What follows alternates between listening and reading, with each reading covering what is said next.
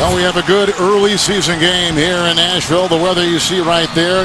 Last night we went to bed and they told us it was going to be a 100% chance of rain. Still a significant chance. Great temperature, little wind for the Chiefs and the Titans. Mike Munchak is in the Hall of Fame as an offensive lineman. He coaches this team now in his third year. And he's instilled a physical mindset on both sides of the ball, but for him it all starts at the line of scrimmage.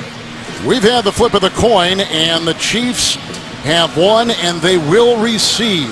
The field, by the way, was covered throughout the night, so it is very dry. With a look at Quentin Demps, who is back, and he has been a solid return man so far for the Chiefs.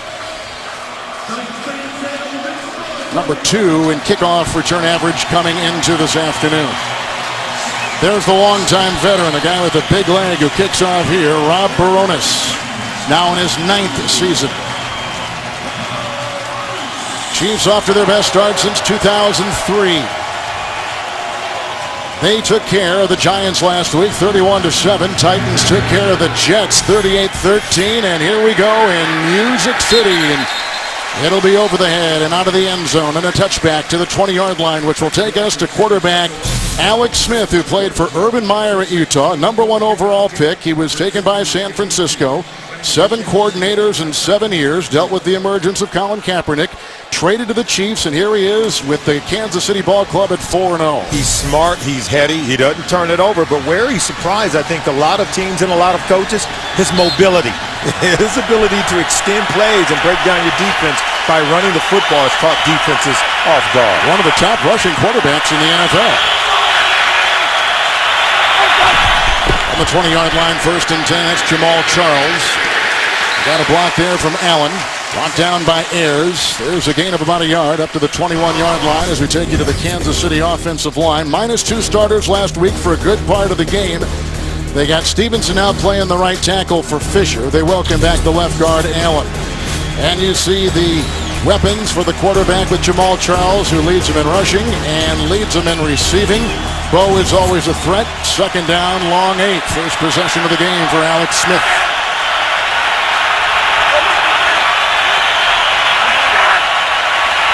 Chad Hall's in the slot to the near side. There go the flags. Bill Vinovich is our referee today here in Nashville. Encroachment. Defense number 90. 5-yard penalty. Still 2nd down.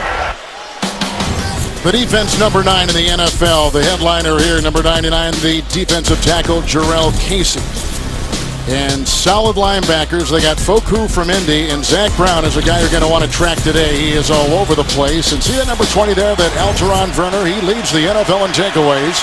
He's got 4 interceptions and 2 fumble recoveries. With the penalty on the Titans to the 27. 2nd down and 3. Make it 3rd and 3.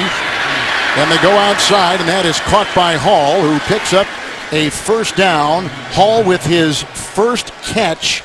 Active the last 2 games, 3rd-year player out of the Air Force. Kevin, let's keep in mind that Andy Reid will script his first 15 plays of the game. He's filling out the defense, and at the same time, he's trying to dictate tempo to get the offense in rhythm. And he is a rhythm quarterback. Oh, absolutely.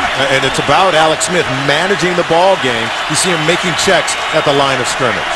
At 288 yards passing last week against the Giants. The 1st and 10 from the 36. And incomplete with nice defense on the near side. It was tipped, I think, by Griffin. They were once again going for Chad Hall. Griffin is a very talented safety. He was playing out at the cornerback position, man-to-man on the receiver, and nearly intercepted this ball. Remember, he came into the league his rookie year. He played corner for these Tennessee Titans, then moved to safety, where he's gone to a Pro Bowl. They give a lot of leeway to Smith at that line. Yeah, his ability to manage the offense, make checks at the line of scrimmage, and get them into the right play. 2nd down and 10. Alex Smith, and out of the reach again. They go for Hall. The coverage on the play by Zach Brown. Flag is down. The pink flag is down. Yeah, that is pink this week, not yellow. Prior to the pass, holding. Defense number 55. 5-yard penalty. Automatic first down. That's the emerging player out of North Carolina, Zach Brown. Yeah, take a look at it. It's going to be right in there. You can see they get tangled up. But Brown had him around the waist. Hall couldn't get free. Hall was waved by San Francisco and vacuumed in by Kansas City. They were very active when the rosters had to go down to 53, and they were because they could sign guys with their 2-14 record and carryover from a year ago. They got the first dibs.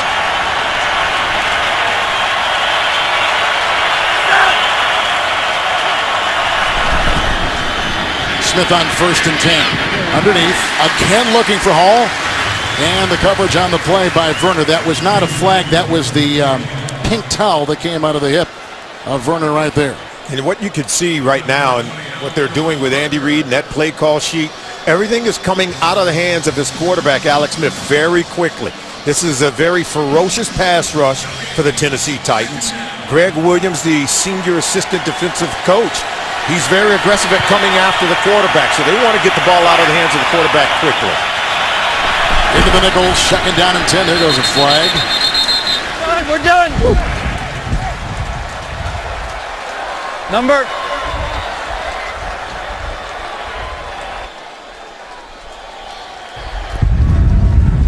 False start. Offense, number 76. 5-yard penalty. Still 2nd down. It's a left tackle, Brandon Albert. Brandon Albert, there you see him right there. Trying get that kick step going. See that kick step where he drops that left foot? That's what gets him started to get in position for the edge rusher. He was a little quick on his kick step.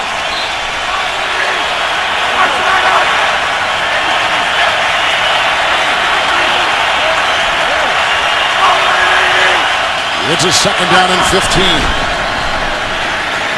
Here they come. He got away from Morgan, and he throws to McGrath, who is brought down on the play by Bernard Pollard. That is a 1st down to the Tennessee 46, 17-yard pickup. Well, this is what drives defensive coordinators just maddening. We told you about the mobility of Alex Smith. There you see the pressure there. And look, he comes around, but look, he just extends the play with his nifty footwork and mobility in the pocket. Head up, vision down the field, finding the open receiver McGrath, who's really come on for this offense in Kansas City. McGrath had his first touchdown last week against the Giants. Here's a 1st and 10. Opening drive, the fake to Davis. Low and dropped on the play by one of the tight ends, Kevin Brock out of Rutgers. It'll be 2nd down. Wow, that play was set up just very nicely. Brock was open, good throw from Smith, and Brock couldn't haul it in. You were saying as you watch tape and talk with personnel guys throughout the week that the patience of the Kansas City offense was a very noticeable trait. It is. They don't go hurry up. You see, even when they go no huddle, they'll take 4 yards, 2 yards, 3 yards just to put themselves in a favorable 3rd down situation. They started this drive back on the opening kickoff and a touchback at the 20. They got a 9-yard pass to Hall and a 17-yard pass to McGrath. 2nd and 10. That's incomplete. McGrath may have been in his sights. Bo is deep. And now the 8th play of the drive coming up on a 3rd and 10 for Smith. Really good coverage by linebacker Zach Brown, but still the pressure is all around Alex Smith. He can feel it. He's going to get his jersey dirty a little bit today because we told you about the pass rush of these Tennessee Titans. Greg Williams calling up plays on this defense along with Jerry Gray, the coordinator, all to put pressure on the quarterback and force him to hurry throws. Tennessee's 3rd down defense is number 5 in the NFL. 3rd down and 10. Still in the nickel.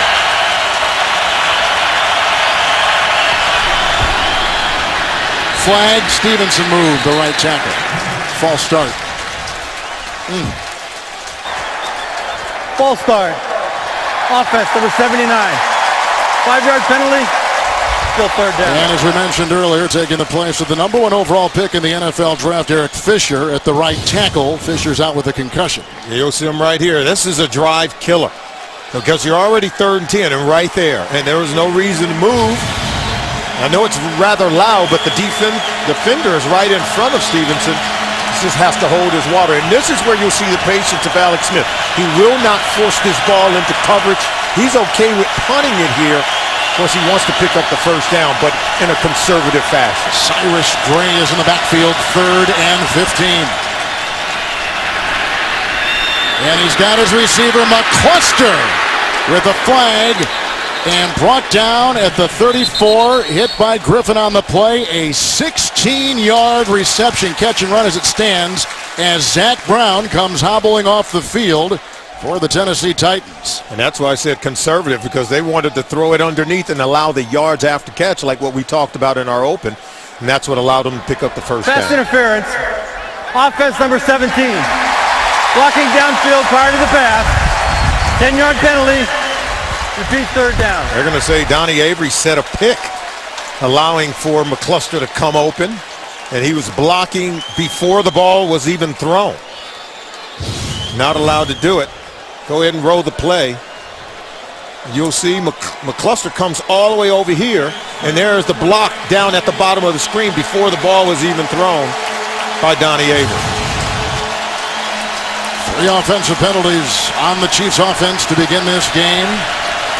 If they want a first down, they got to get to the Tennessee 37, 3rd and 25. Jamal Charles now in the backfield with Alex Smith. Ron Morgan incomplete. Somebody lost a helmet.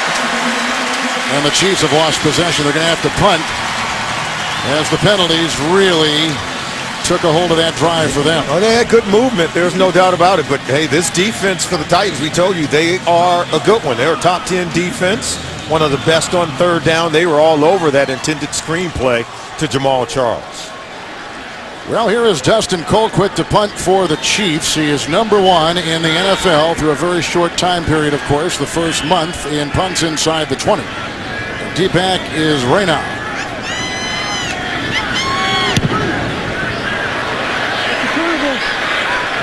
Shallow punt, and it was kicked by someone. Damian Williams goes jumping on the ball, and the Chiefs do as well, and the Chiefs look like they've got it, and that is a touchdown.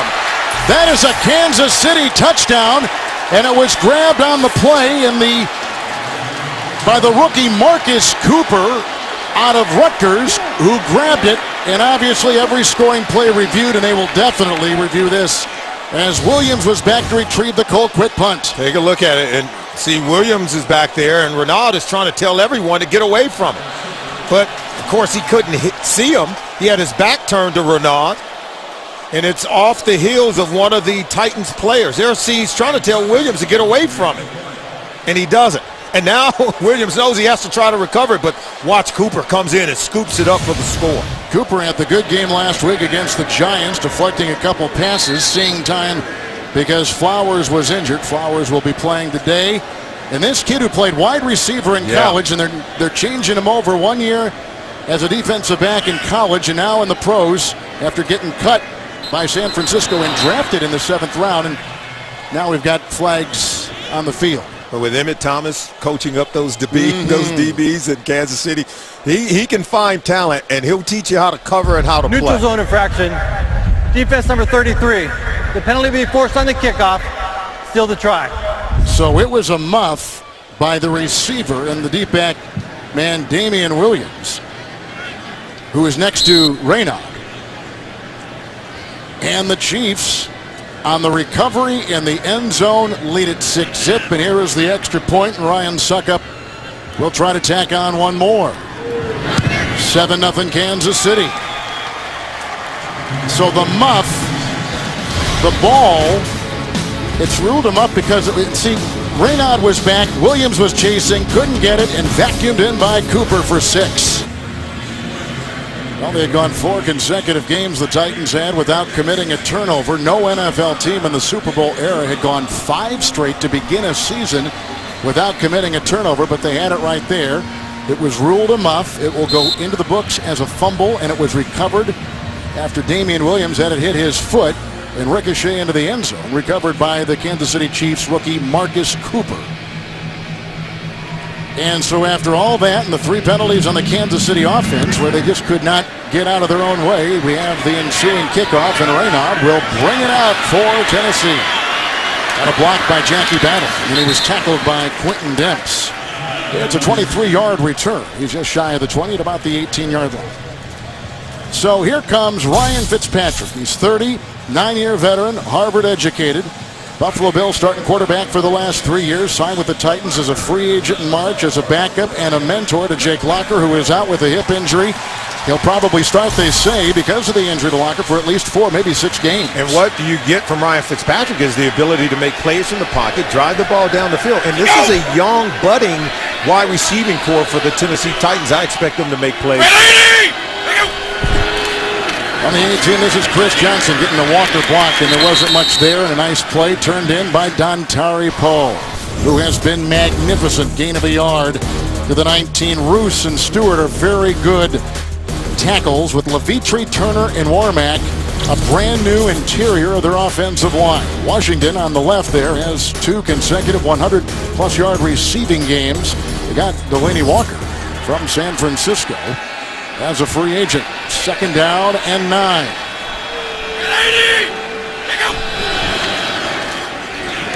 They're blocked by Roos and a little bit low. Demps was watching the tight end Walker. Incomplete. Now the defense, we just mentioned Poe. He has had a terrific season. They get DeVito from the Jets, and Tyson Jackson was a #1 pick a couple years ago, but Poe has been the headliner there. Houston is the current AFC Defensive Player of the Month. Tamba Hali, as they all say on that defense, has been the catalyst, and you see the secondary, and they do welcome back Brandon Flowers, who did not play, inactive last week with swelling of the knee, but they get him back. He's not 100%. He'll be right now facing 3rd and 9. 6 in the Kansas City secondary. Here comes Ali. And that is incomplete, looking for battle. Boy, the pressure was coming from all sides. No place to run, no place to hide. 3 and out, and Tennessee's got a punt. This is what the Kansas City Chiefs do to you. They force you into 3rd and long, and then they go hunt the quarterback. Look at Tamba Hali in hot pursuit. They have the 2nd best defense in terms of 3rd down, only allowing a 22% conversion rate. Now, that's outstanding. Dexter McCluster is back, of course. Most know he had the 89-yard return last week on a punt, the 2nd of his career for a touchdown. Brett Kern, former Denver Bronco, will send this. And McCluster from the 32, hang time of 4.6. And a lot of congestion, and down he goes about the 39-yard line. They had Xavier Gooden there. He's out of Missouri as a rookie. A 7-yard return. A flag has been thrown. During the kick. Holding. Receiving team number 52. 10-yard penalty from the end of the kick. Kansas City keeps the ball. 1st down. It's on James Michael Johnson. So the Chiefs with their 2nd possession coming up, led by Jamal Charles. The number 4 all-time Chiefs rusher. Next on CBS. The Chiefs get it after the defense just faced a possession by the Titans and forced a 3 and out. Kansas City had 3 offensive penalties their first possession moments ago. Yeah, they're getting good field position, but the penalties are setting this offense back.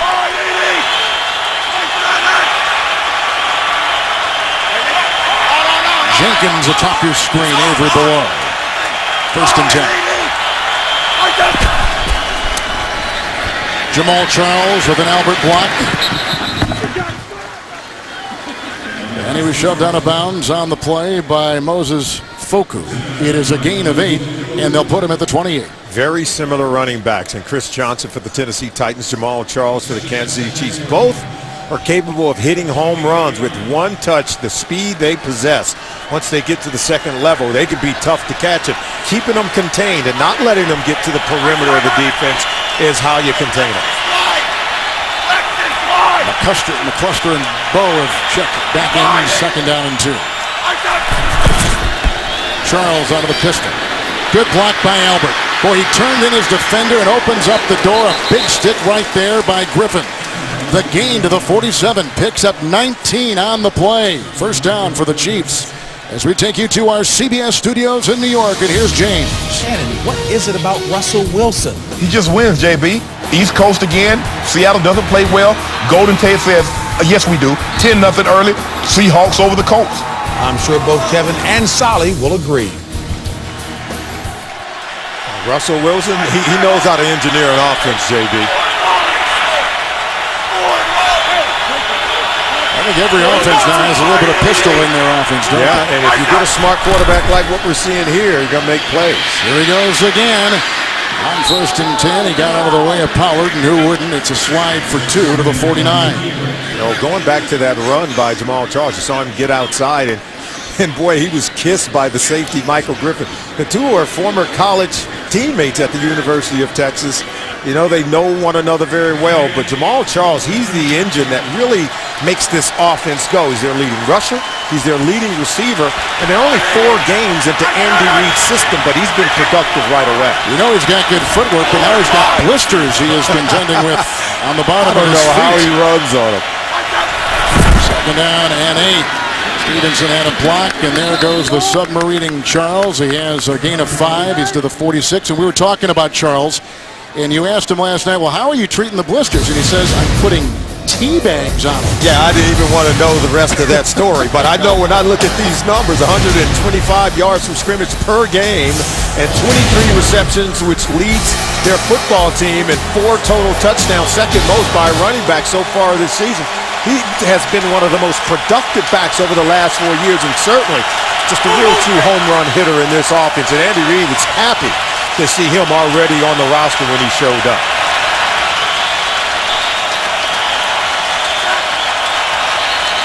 There's a 3rd and 3 and a timeout. Something was not right, and Smith didn't like it, and frustrated, he calls the time. He'll talk with Andy Reid. Chiefs have 2 left, halfway through the first quarter, 7-0 Kansas City.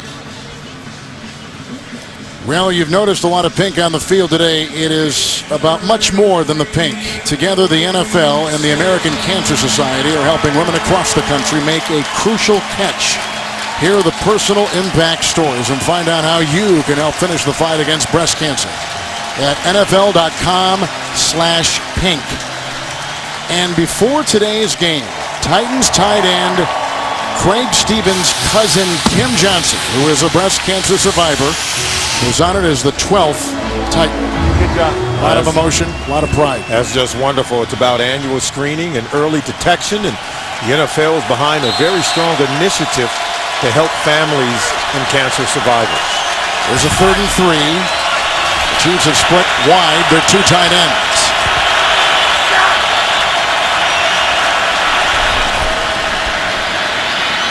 Almost picked off. It was intended for Hall at the 42. Werner just about lassoed his 5th interception of the season. Nonetheless, the Chiefs have got a punt. We told you he's a ball hawk, already 4 interceptions, and he's a smart and heady kid. It was great talking with him after Friday's practice. He jumps into the passing lane, and Smith thinks he can hum it right by him, but Werner is very keen, very smart at understanding down distance formation and where he expects the ball to be. Smith threw his first 2 interceptions of the season last week against the Giants. Yeah, a couple of them were tips, but that one was just probably could have made a better decision.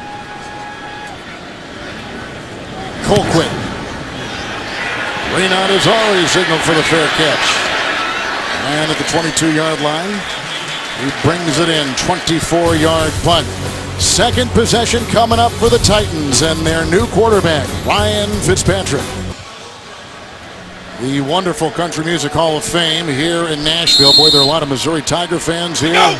Up and down the streets, a lot of Kansas City Chiefs fans here today. Some brought shirts and jerseys of both. They went to the Tiger game last night against Vanderbilt, and the Kansas City game here against the Titans today. 1st and 10 after the Chiefs punt.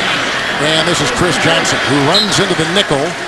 He is brought down by Poe, and Solomon picks up a gain to the 28, a pickup of 6. Everyone looks at this Titans team as one that's predominantly a running offense. But in talking to Dowell Loggins, their offense coordinator, he says, you know, everybody expects us to run it 40 times, but we can throw it 40 times and still win. I think they may have to do a little bit of that today with Fitzpatrick. And I think if they can complete some passes, it'll open up running lanes for Chris Johnson. He has had 3 3,000-yard passing seasons in his career. 2nd down and 4. Johnson again.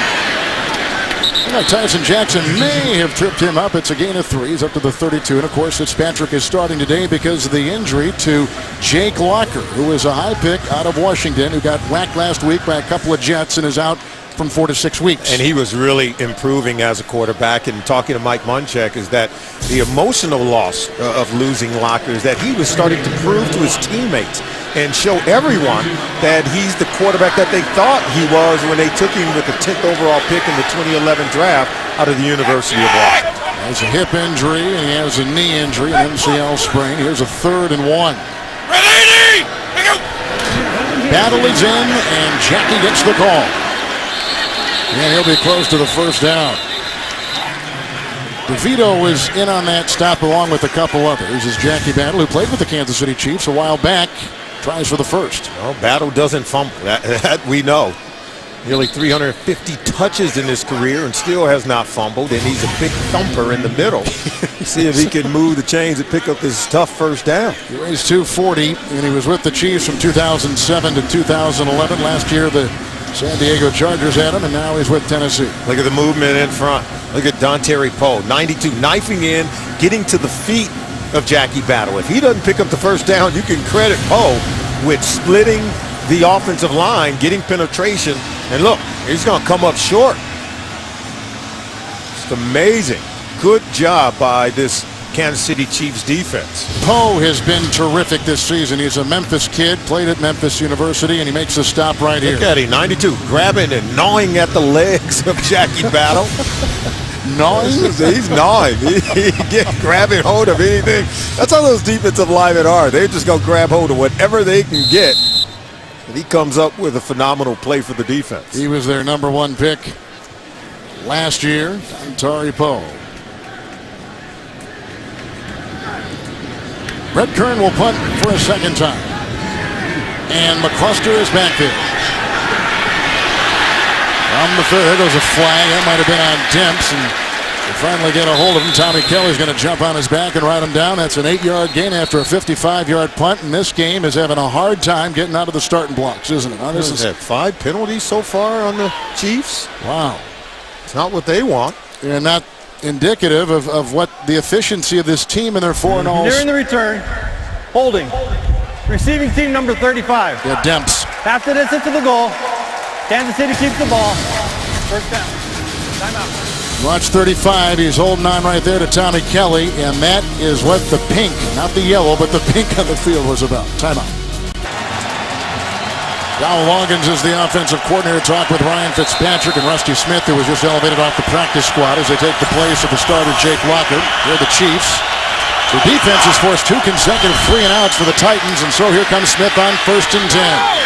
Looking for Bo in the coverage on the play by Jason McCourty.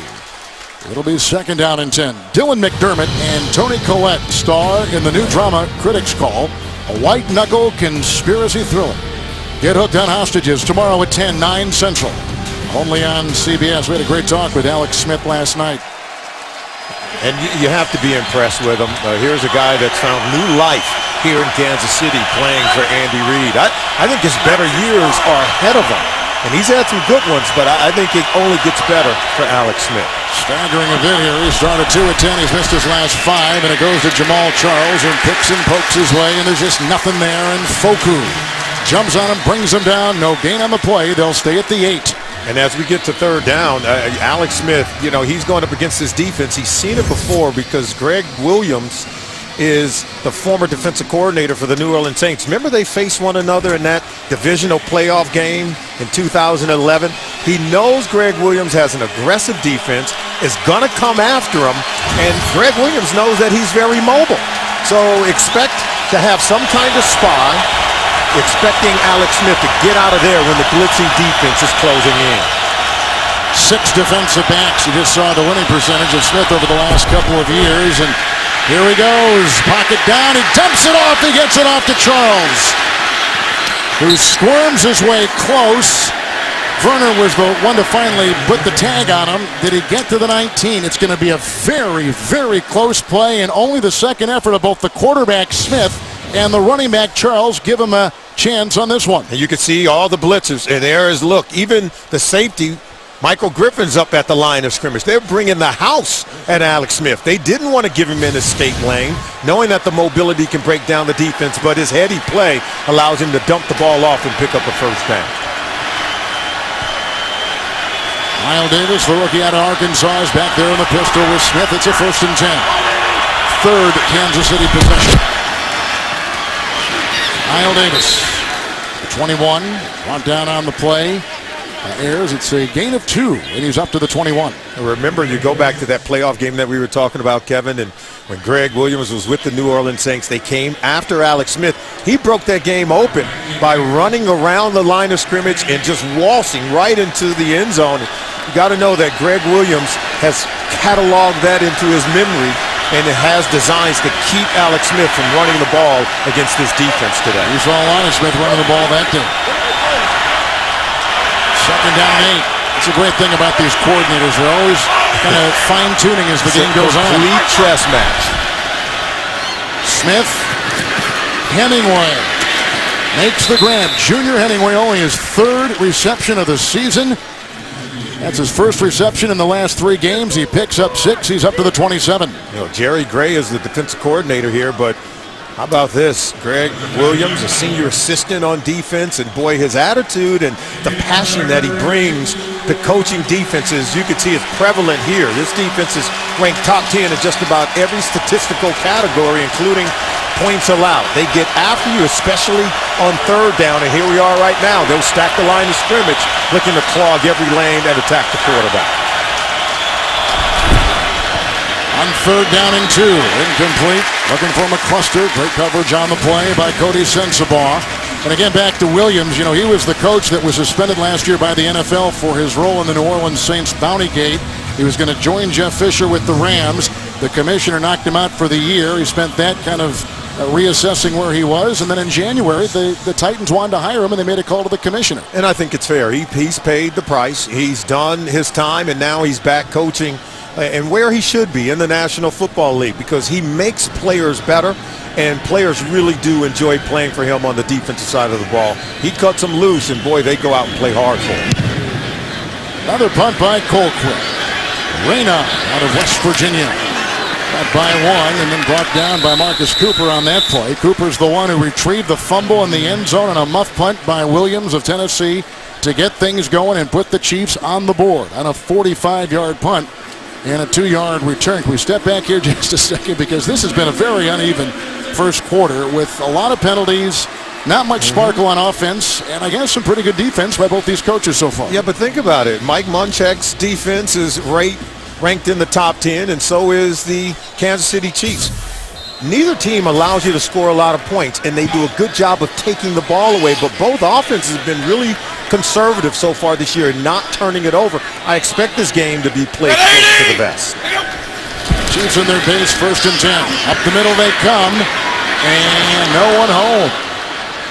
Barry was the closest to it for the Chiefs, and Washington was there for the Tennessee Titans, and it looked like Akeem Jordan was coming up the middle for Kansas City from the linebacking core. Well, this is what I think the Tennessee Titans have to do to this Kansas City Chiefs defense. If you're Ryan Fitzpatrick, you've got to take some shots down the field. We saw Victor Cruz make some plays down the field against this Chiefs defense last week, but it all starts with protection. If you can protect Ryan Fitzpatrick, then he can make some plays throwing the ball down the field. Then I think it opens up the running lanes for Chris Johnson. And he's made some plays against the Chiefs. He's faced in 5 consecutive years, and he's 4-1. 2nd down and 10. On the near side, drops by Kenny Britt. Coverage by the rookie Cooper. Britt is a former 1st-round pick 5 years ago. You hear the boos. He has really been maligned. He has struggled with penalties and drops. Watch Akeem Jordan come right in the face of the quarterback. Forces the early throw. And that's why Britt wasn't quite ready for it. And even though he has Cooper hanging on to him, he has a chance to make the catch, and he should make it. Now, I don't know if the fans appreciate how hard it is to catch a ball when a defender is draped all over you, as Cooper was there. Britt has a partially fractured rib. 3rd and 10. Kansas City's defense held the Giants last week to 1 of 14. 1 of 14 on 3rd downs, the Giants. Wow. Offense number 71. 5-yard penalty, still 3rd down. Now get this, Kevin. This Chiefs defense, you know how good they are on defense. If they force you into 3rd and 10 or longer, 25 consecutive 3rd and 10 or longer situations, they have not given up a first down. So this is where they want to get you. 3rd and 15, and now they're going to come after Ryan Fitzpatrick, and he better not be holding on to the football. Get rid of it quickly. And last week on 3rd downs against the Jets, Tennessee was 10 of 18. 3rd down was a real big part of what they did to beat New York last week. 3rd and 15 now. They need the 41.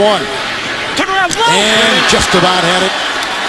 Knocking it away was Flowers, intended for the terrific young receiver Kendall Wright out of Baylor. Incomplete. Look at Flowers. He's in that trail position. Get your head around, find the football. Nearly intercepted it. Now, if he never looks for it, that pass is going to be complete, if not the pass interference. Great play. Third consecutive 3-and-out forced by the Kansas City defense. That's what they do. They get you in third and long, and then they make a play. And they come in number 7 in the NFL. Kern to punt again. Chiefs have had it 3 times. They've punted every time, too. McCluster on the move, and that is always trouble, except right here with great special teams on the play. Jackie Battle brings them down, a gain of 3 and a 42-yard punt. Kevin, take a look at some coaches who have breathed new life into struggling quarterbacks. Remember Steve Young? He was left for dead in Tampa, but then found new life under Bill Walsh in San Francisco. Brett Favre floundered in Atlanta and then landed on solid ground in Green Bay with Mike Holmgren. And then our very own Rich Gannon was drafted by the Patriots 3 teams later, became an MVP once he was tutored in Oakland by John Gruden.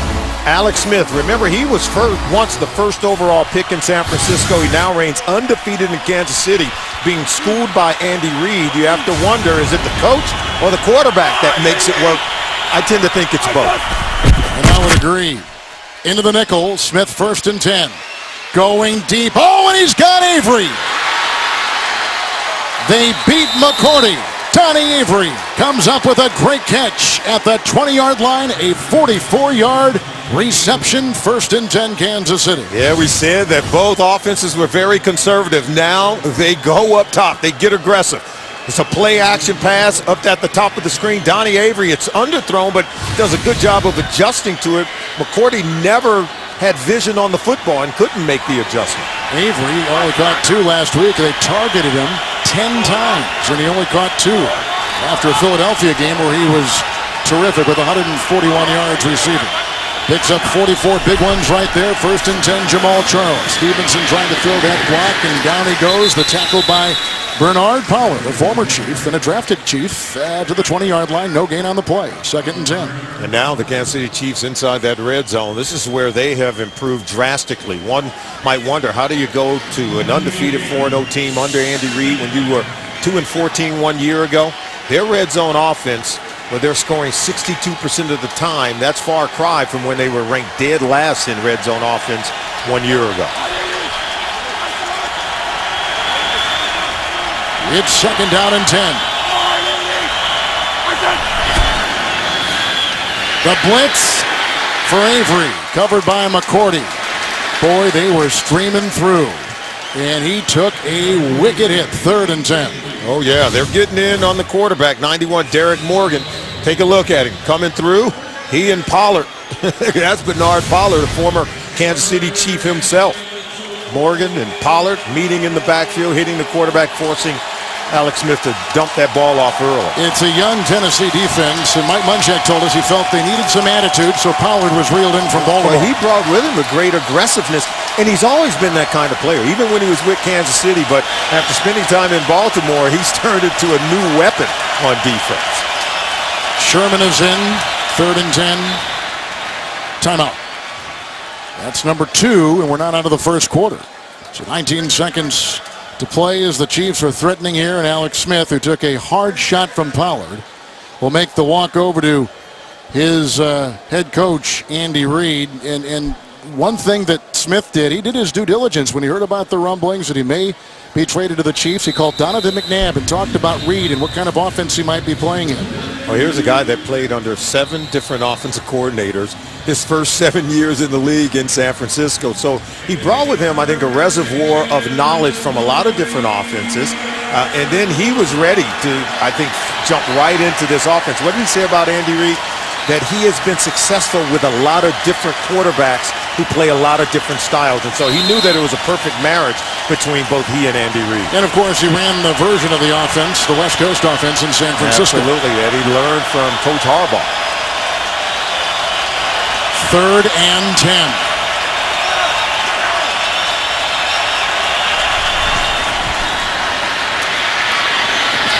They got him, the tight end. That is Sean McGrath, hit by Pollard. Gain of 9. They'll put him inside the 11. The spot is pretty generous for the Chiefs. As McGrath comes up with his second catch, he had a 17-yard reception on the first possession for Kansas City, who retrieved a fumble in the end zone to lead 7-0 at the end of one. 4th and a half yard as we start the second quarter here in Nashville, and Andy Reid has decided to go for 3. I think it's a smart play. You get the big time pass play to Donnie Avery to get yourself into field goal position. You got to take advantage of it in a game that's a battle of two really good defenses. Points come at a premium. You get this kind of field position, you got to go ahead and take the field goal. Ryan Succop, number 1 in Chiefs history with an 81% mark. Ahead of Stoyanovich and Nick Lowry and Jan Stenerud. Jan Stenerud only made 64% of his kicks. It is revered as one of the great all-time kickers, and that one is through, and the Chiefs extend their lead 10-0. A special teams touchdown with the recovery of a fumble in the end zone. Succop from 29. 10-0 Kansas City, 5 seconds into the second quarter. Chiefs just tacked on 3 more. Coming up on the Verizon Halftime Report from our CBS studios in New York. Join JB, Dan, Shannon, Boomer, and Coach Cowher for scores, news, and highlights. And you'll also get a report from Jim Nantz and Phil Simms previewing the Denver-Dallas game. That's coming up on the Verizon Halftime Report from New York. Succop from 29. Fumble recovered in the end zone on special teams by Marcus Cooper. It's 10-0 with a look at Alex Smith. Right now, Alex Smith is managing the game the way that Andy Reid wants him to do. A lot of trust is invested in Alex Smith, and he's rewarding his coach. Reynaud to a knee to the 20. Well, the Chiefs are one of 2 teams in NFL history to start 4-0 after winning 2 or fewer games the previous season.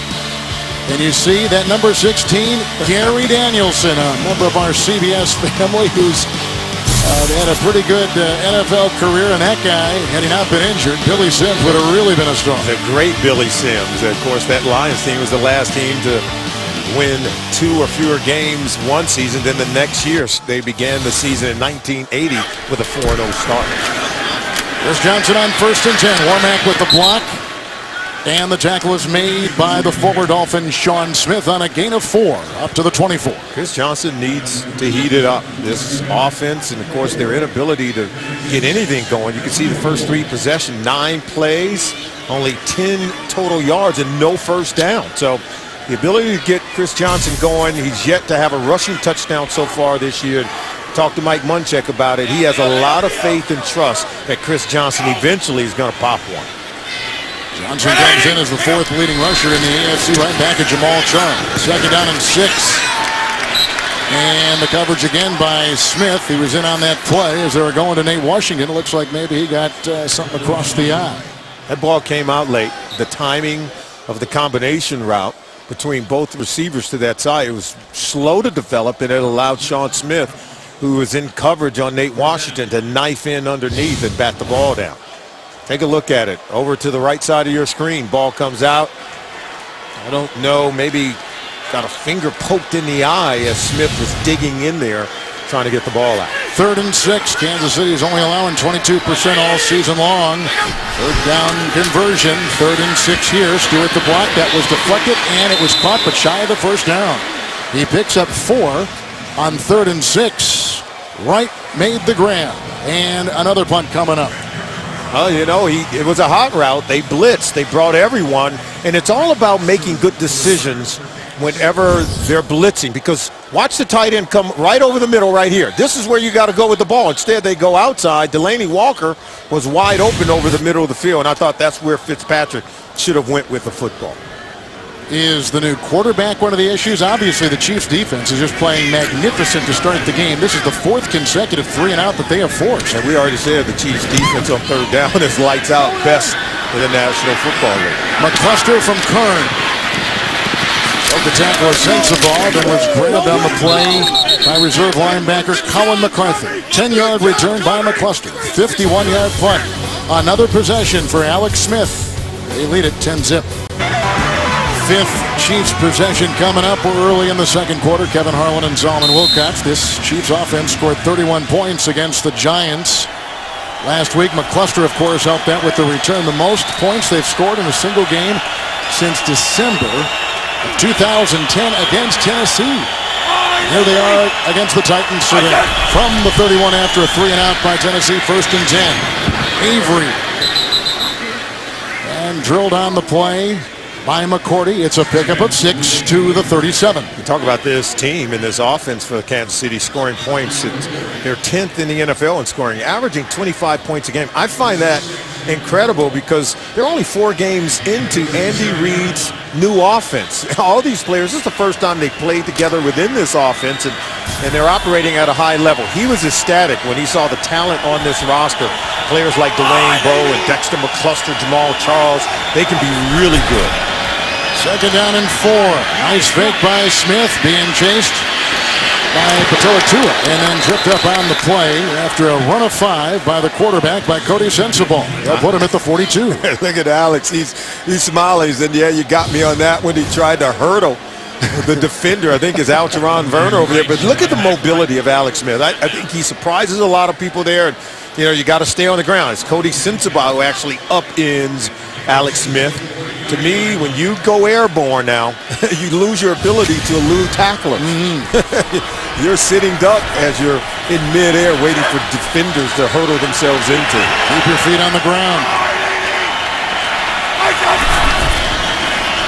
On the 1st and 10, Jamal Charles, and he finds a crack, and he was bent backwards. There's a fumble on the play, and it is recovered, they say, by Tennessee.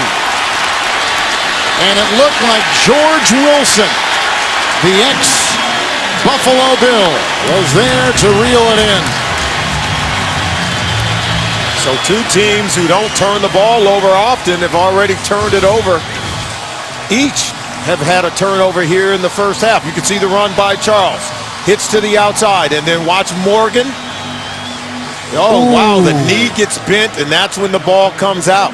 That right knee bent back as Griffin and Morgan was pulling Jamal Charles to the ground. And you can see Wilson comes over late to get the ball before it goes out. Watch the right knee there of Charles. And that's what causes that ball to come out. When a player is bent in the wrong direction, is under review.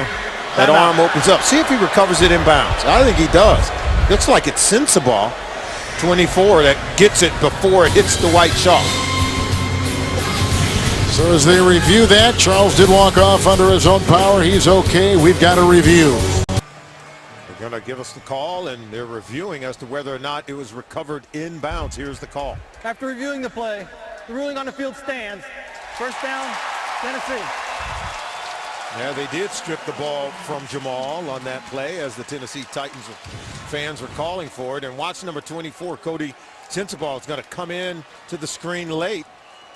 And he's going to recover the ball just before he hits the white chalk. And right there he has possession before rolling out of bounds. First play running Chiefs territory right now for Ryan Fitzpatrick. 1st and 10. Blocked by Stevens. And incomplete, looking for Chris Johnson. And they had Poe over there. 2nd down and 10. And they had plenty of time for Ryan Fitzpatrick. They had an intended receiver. I think it was Nate Washington streaking down the field. It was well covered. And so Fitzpatrick tried to buy time just to dump it off to Chris Johnson.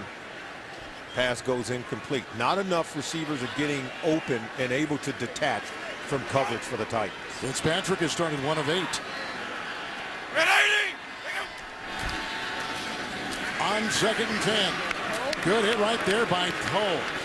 I can't believe there's another nose tackle in the NFL playing any better right now. After a gain of 1, Poe wraps up Johnson. Poe is dominating. There is no doubt about it. And just to think about it, as good as he's playing on the inside, how much better does that make Tamba Hali and Justin Houston on the outside? They're going to get single blocking simply because you got to put 2 just to block Dontari Poe. And this is where they want you, 3rd and long, and then they come after the quarterback. They're one of the best in these situations. Chiefs have 6 in the defensive secondary, 3rd down and 9.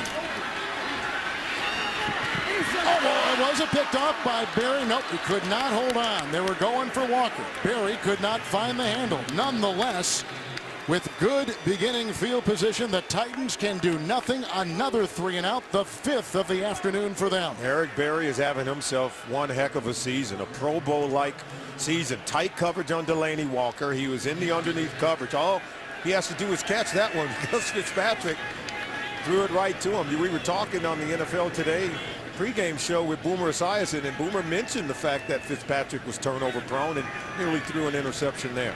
Like you were talking about before, how much longer will he show the patience before trying to squeeze something in a small window? Fair caught McCluster. Ryan Fitzpatrick's got to be careful. Giving the ball to these Kansas City Chiefs cannot be good. 5 consecutive 3 and outs by the Tennessee Titans. They just punted the Chiefs in a fair catch at the 14, and here we go with Kansas City, undefeated, coming in at 4-0. Tied for first place in the AFC West against the 3-1 Titans. Tied for first place in the AFC South. And Charles, blisters and all on his feet. Foku is there. Pollard was there. He swerves 4-6, and he's up to the 20. And down now with an injury is the linebacker. And fantasy football fans, check out CBSSports.com Player Challenge. A new 4-week game with a cash prize in every league. See rules and sign up at CBSSports.com/challenge. Zach Brown is down for a second time in this first half. Yeah, and they need him because he's one of the emerging stars on this defense. And we'll talk more about this Tennessee Titans defense when we come back. Injury timeout. Zach Brown walked off, albeit slowly, under his own power. They're going to take a look at him. He was one of the best defensive rookies last season in the NFL. And the athletic trainer will take a look at that knee and that right leg. They've gone to 6 in the secondary as the Chiefs offense facing 2nd down and 4. Yeah, they'll bring in Cody Sensabaugh. They'll also bring in George Wilson, former safety in Buffalo. They have that dime package where they can go ahead and blanket the entire field in terms of coverage, but look for a guy like Michael Griffin to spy Alex Smith if he decides to take off and want to run with the ball. This defense last week had 5 sacks on the Jets. 2nd down, 4. Smith grabbed by Antonio Johnson. Brought down right there. It's the first sack. We just said they had 5 last week against the Jets. Smith comes up with his 2nd one of the season. Well, this is just good coverage on the back end. It starts with, George Wilson. He's going to be here. This is Michael Griffin. He goes here. But they're able to bracket the coverage, and that's where exactly Alex Smith wanted to go with the ball. So go ahead and stop it right there. See, look at it. Everything's covered right there. You throw that, it's going to be intercepted. They lost 8. They're back to the 12. 6 remain in the secondary. It is 3rd and 12. They need the 24. Charles gave him a block on Pollard, and then it's dropped. Wow. That's the 2nd one he's almost swiped today. Alteron Werner, he played at UCLA. But you can see that the pressure Greg Williams is bringing on Alex Smith, forcing the errant pass. He had to get rid of it. Yeah, no doubt that Alteron Werner should have caught it. Now he kind of got turned around a little bit, but once you get visited around, you find that ball, got to go ahead and come away with it. They'll have the ball at the 30-yard line on the Kansas City Chiefs side of the field as opposed to getting ready to return a punt. 7 possessions for the Chiefs, 4 punts, fumble, and a field goal.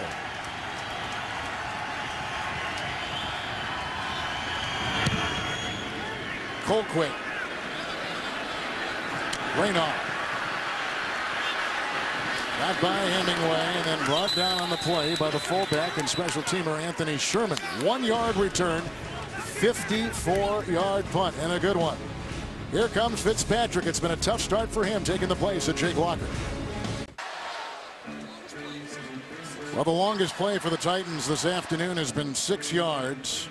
You see the 5 consecutive 3 and outs. Kansas City's defense has been terrific so far. The Chiefs, by the way, the 7th possession is coming up, but they did have in the end zone the recovery of a fumble, and so those are the 7 times they've touched it so far. And without Jake Locker, you see him on crutches. You have a different skill set with Ryan Fitzpatrick, but what you lose with Jake Locker out is the quarterback's ability to make plays when things break down. Ryan Fitzpatrick, pocket passer only, can make plays with his arm. Jackie Battle is in the backfield, 1st and 10. Battle Boy, again, stop Tyson Jackson, Houston, all right there. They will give him a gain of about a half yard on the play. Well, I firmly believe running the football, and Mike Munchak, I think he's got to be contemplating how much do you turn the game over to Fitzpatrick and start letting him throw it all over the park. I just think it's going to be tough sledding trying to run against this defense. I believe you got to spread them out, start to make some plays on the perimeter, but the protection for the quarterback has to hold up. And it should be noted this is the 29th ranked D offense in the NFL of Tennessee. It has not been one that has just wowed you.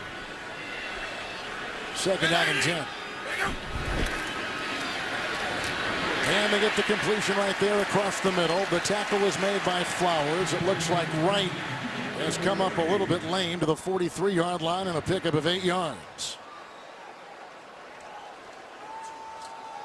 And Wright is one of these players that they are really high on. Well, he's great at creating yards after the catch, but Flowers comes in and able to secure the tackle. He's a little dinged up. Looked like he hit his head on the ground, but he's limping more than anything. He was RG3's main target down at Baylor. High school quarterback, all-state in basketball in the state of Texas. And they'll look at him right now. Third down and 2. Much more manageable for Ryan Fitzpatrick. He's got to be able to make a play and keep his offense on the field. Boy, they're bringing a lot. And Fitzpatrick got it off. Damian Williams, pick up a 4. Hit by Flowers to the 47. That is a first down, and the first down of the game for the Titans. Oh, the crowd is ecstatic. Here, 3rd and 2, and they've got to pick up all these blitzers, and he's got to go hot route over to the right side of the field, and then he catches it, no yards after catching that ball, but still they pick up the first down. It's a lot of work just to convert a 3rd and 2, but that's what kind of defense they're facing with the Kansas City Chiefs. Battle remains. 6 in the secondary. 1st and 10. And he's going deep, and he had his guy, and it was just off his fingertips and incomplete, and down goes Britt. And remember, he's got the bad rib, and you can see he's kind of favoring his left side right there. 2nd down and 10. Well, if you're going to dive for it and re-injure yourself, got to come away with the ball. And if they think that this defense is tough to try to gain yards against first downs, their upcoming schedule, it only gets even more difficult for the Tennessee Titans. Look what they've got coming up after Kansas City. They got Seattle with the 5th ranked defense, and the 49ers, their defense is ranked 4th best in the National Football League. Ready? Go! Battle on 2nd down and 10. Oh, and he finds a hole and gallops free. Jackie Battle. Brought down by Kendrick Lewis. He got a great block on the left side. It's a run of 36. He's to the Kansas City 16. Andy Levitri at the left guard, Michael Roos at the left tackle. They secure it, and watch him get to the edge. This is just a phenomenal. They block down on Tamba Hali. He gets trapped inside and battle for a big man. He shows some speed at the 2nd level of the defense. And they just keep chipping away at this Chiefs defense, and finally something breaks in way of the running game. Had 42 yards on 11 carries last week against the Jets. It is a 1st and 10. Here comes Houston. Fitzpatrick slips away. Delaney Walker corkscrewing to the 1. He may have fumbled. Barry is the one who made the stop. They mark him down at the 1. It'll be 1st and goal, Tennessee, with a catch and run of 15 by the ex-San Francisco 49er, Delaney Walker. Yeah, the whole log is called Delaney Walker, the Swiss Army knife, because he can do everything. Catch it, run it. He can block, pass protector. Eric Berry tried to keep him from hauling that one in, but boy, did he make a play for his quarterback. And now look at the Tennessee Titans. They're pretty good in these goal-to-go situations. 3 tight ends with the rain falling. Battle. Stop.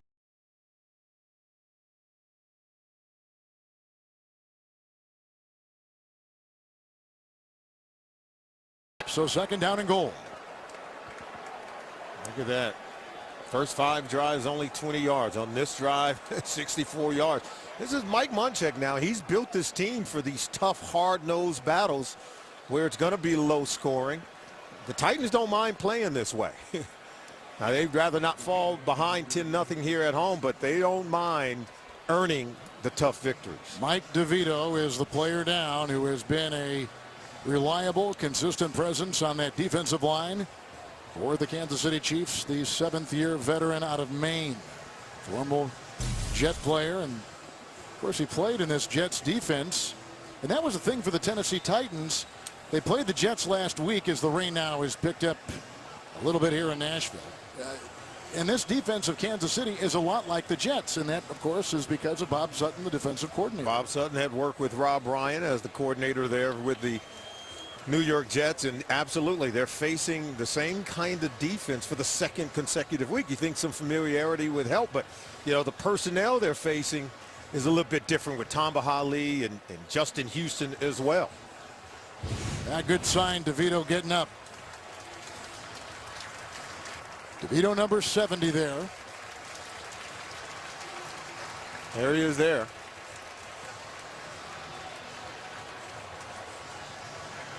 Hard to see. Yep.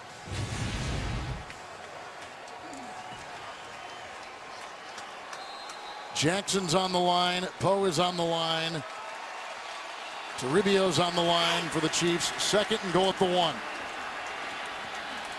Ready! Go! Fitzpatrick kept his footing, batted down. Grabbed by the quarterback, who dives back to the line of scrimmage and maybe a little bit closer than that. How about that? They're in there digging, and who was at the bottom of that pile? That was Dave Stewart. Ryan Fitzpatrick, you know, he stumbled coming out of the blocks a little bit, but the tight end Delaney Walker was open right away. See, right now you got to throw it, but I think because he stumbled a little bit, it slowed up his release, and then the ball's batted right back to him. That was as zany as a play that you're ever going to find. I think the Titans are fortunate.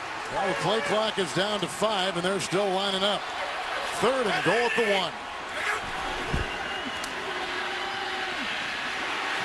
Fitzpatrick stopped by Houston at the 1. Nice coverage by the Chiefs. 4th and goal.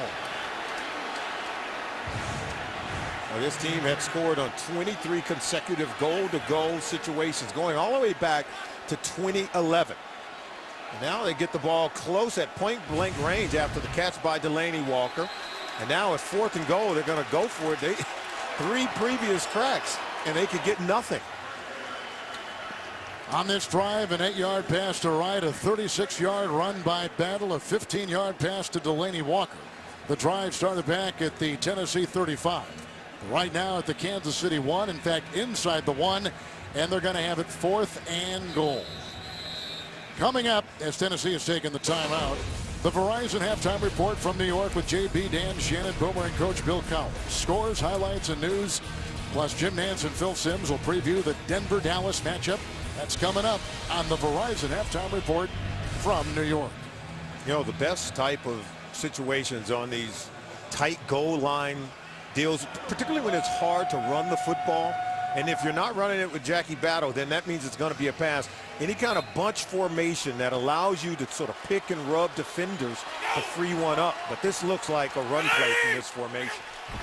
10th play of the drive. Battle hit and stopped. A great goal line stand. He continues to dig. Did he get in? They never blew the whistle. Although they are marking him short. They are marking him shy of the goal line. Boy, his progress looked to have been stopped, and he kept. It was a great second effort. He kept digging. It was a great second effort. He did not get in. And I got to tell you, Kevin, by this formation with Colin Mooney in front of him, everyone knows you're going to run the football. To me, that's tipping your hand.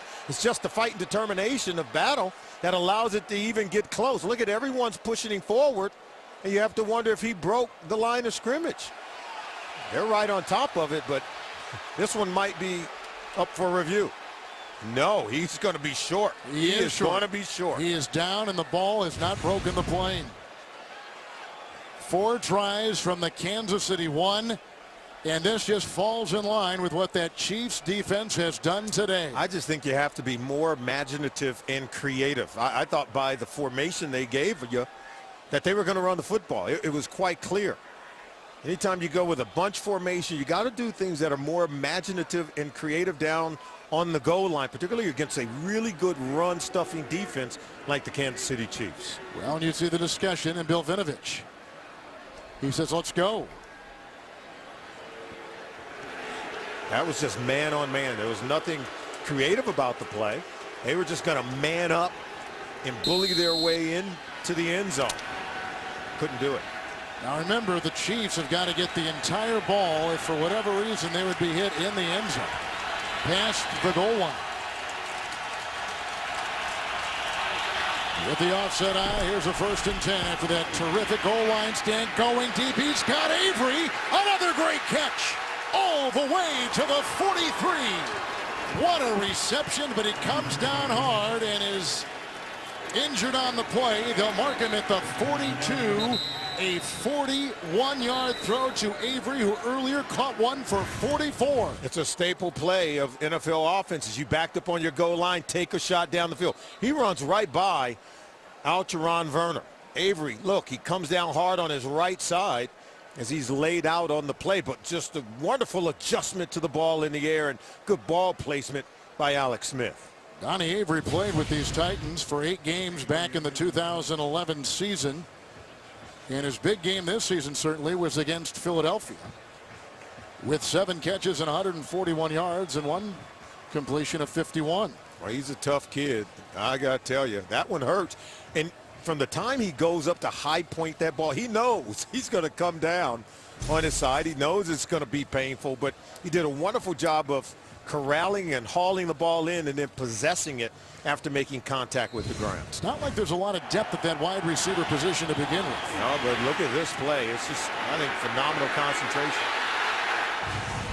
So they lose him here. Jenkins is atop your screen. It is a 1st and 10. What a throw by the quarterback Smith. A good block by Charles. Time for the quarterback. A tip ball picked up by McGrath. His 3rd catch today. He caught one before for 17, 1 for 9, and now he has this one for 24. And he takes the ball to the 34-yard line of Tennessee. And he's becoming a favorite for Alex Smith. And we talked to Alex about it last night. Why is he emerging as one of your go-to guys? He says, McGrath just knows where to be. He's in the right place at the right time. I know where to find him. He gets leverage on George Wilson, beats him on the crossing route to pick up a 1st down. And he is sporting a sweet beard. Is that what you're going with? It's a good adjective, sweet. Well, what he lacks in trimming tools, he has in great. It's a great look. Great catching ability. 1st and 10. Screen pass. Charles. Klug jumping on his back, riding him down to the 25-yard line. That is an 8-yard catch and run. Give this Kansas City Chiefs offense a lot of credit. You take a look at McGrath as they tend to him. McGrath was undrafted out of Henderson State, a small school in Arkansas. He was on the Seattle practice squad. They let him go. He was claimed off waivers 1 week before the season opened, and he started for the injured Anthony Fasano, who is missing another game today. Yeah, Fasano's out. Travis Kelce, he's out. So McGrath gets the call last week, hauled in several passes for Alex Smith, and he gets the nod again today and continues the trend. The injured player is Cody Sensabaugh, who is walking off, as you can see. And so the Chiefs now moving after their defense had a goal line stand. They had 4 plays the Titans did at the Kansas City 1. They could not get it in. And what you see happening now is this Tennessee Titans defense. They're going man coverage, and they're coming after Alex Smith. And Smith is making some plays, beating the man-to-man coverage. Pass to Donnie Avery. Another pass to Sean McGrath. 5 defensive backs, 2nd down and 2. Charles got a block from McGrath, and then Submarines for the 1st. He's down to the 20 and picks up 5 on the play. So in 4 plays, the Chiefs have gone from the 1-yard line to the Tennessee 19. And as we approach the 2-minute warning, see if the Chiefs trying to get more points on the board before the end of the half. They recovered a loose ball in the end zone for a touchdown and got a 29-yard field goal. Well, we're at the 2-minute warning. The numbers on Alex Smith on this drive, which started at his 1. The big play, 41 yards to Avery. We just called the Chiefs PR staff. No word yet on his injury. 3 different receivers on this drive from the 19 of Tennessee. One timeout, 1st and 10. Charles underneath. No running back is thrown to in the NFL more than Charles so far through 4.5 games. He picks up 9 right there to the 10. And we told you he's the engine that makes this offense go. That's now 34 offensive plays. And how about Dwayne Bowe? He's only been targeted once in the entire game, and yet to haul one in with a reception.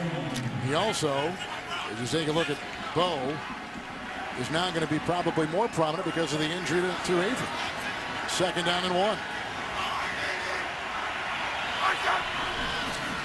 With that time, an offense go about 18 different ways, and they send it out here to Anthony Sherman, who finds himself spinning his way through the grasp of McCourty and picks up 5 and takes it down to the 5. Sherman out of UConn. They got him in a trade with Arizona. It's just a neat-looking play. Watch them. They get the guard out from the backside, and they're laying some leather. Boy, they're popping the pads down there.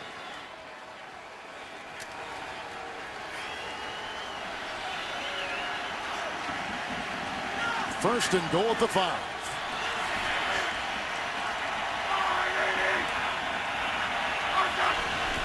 Smith deflected and may have been reeled in. Was it to Bowe? He got it and fell and saved it, and a loss of about a half yard. He wasn't targeted on that play. Right, you're right. Let's be clear. He wanted to go left, up top outside to Dexter McCluster. That ball's batted down. Patua. Yeah, looked like Patua. The former Chief who started 10 games for the Chiefs. He is a huge presence on this defense and found a home. Kansas City, 30-second timeout. Yeah, Bowe did catch it. It is a reception, and they had to use the timeout. Had he allowed it to fall to the ground, it would have been incomplete.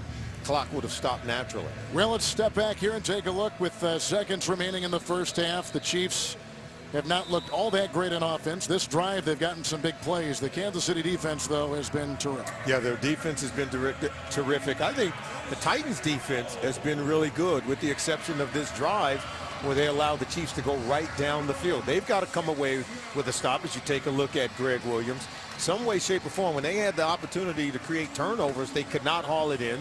They've dropped 2 potential interceptions, and now their back's up against the wall. They've got to keep Kansas City out of the end zone, because you allow them to take a 17-point halftime lead. They're not getting anything from Ryan Fitzpatrick in this offense. Not yet, at least, although we did show some life on that last possession with a long pass to Britt and then a pass to Walker. Chiefs are one of 5 teams that are 4-0 on the road this week. Seattle's at Indy, New England at Cincinnati, St. Chicago, Denver, Dallas. Chiefs here in Nashville. 8th play of the drive. 2nd and goal at the 5.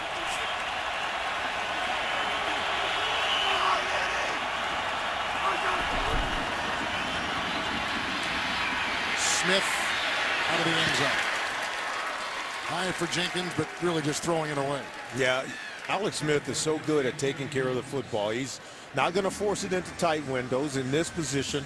He wants to come away with points. He's not going to take a sack, and he's not going to turn the football over. If he has to live with the field goal, he'll do that. But here are 3rd and goal. As you take a look at Andy Reid, this is where we talked about at the beginning of the show, Kevin. They do a lot of creative and imaginative plays down in and around the goal line to get players open. See what they come up with here. 3rd and goal at the 5. Smith for Bowe. And the coverage by Jason McCourty. Now 4th and goal. Great coverage by Jason McCourty. This is how you play the fade route. Just stay on top and don't allow him to get around you. And Bowe does not win the battle at the line of scrimmage. This is excellent coverage by Jason McCourty. Will Suckup, who is already booted through a 29-yard field goal, try a 24-yard.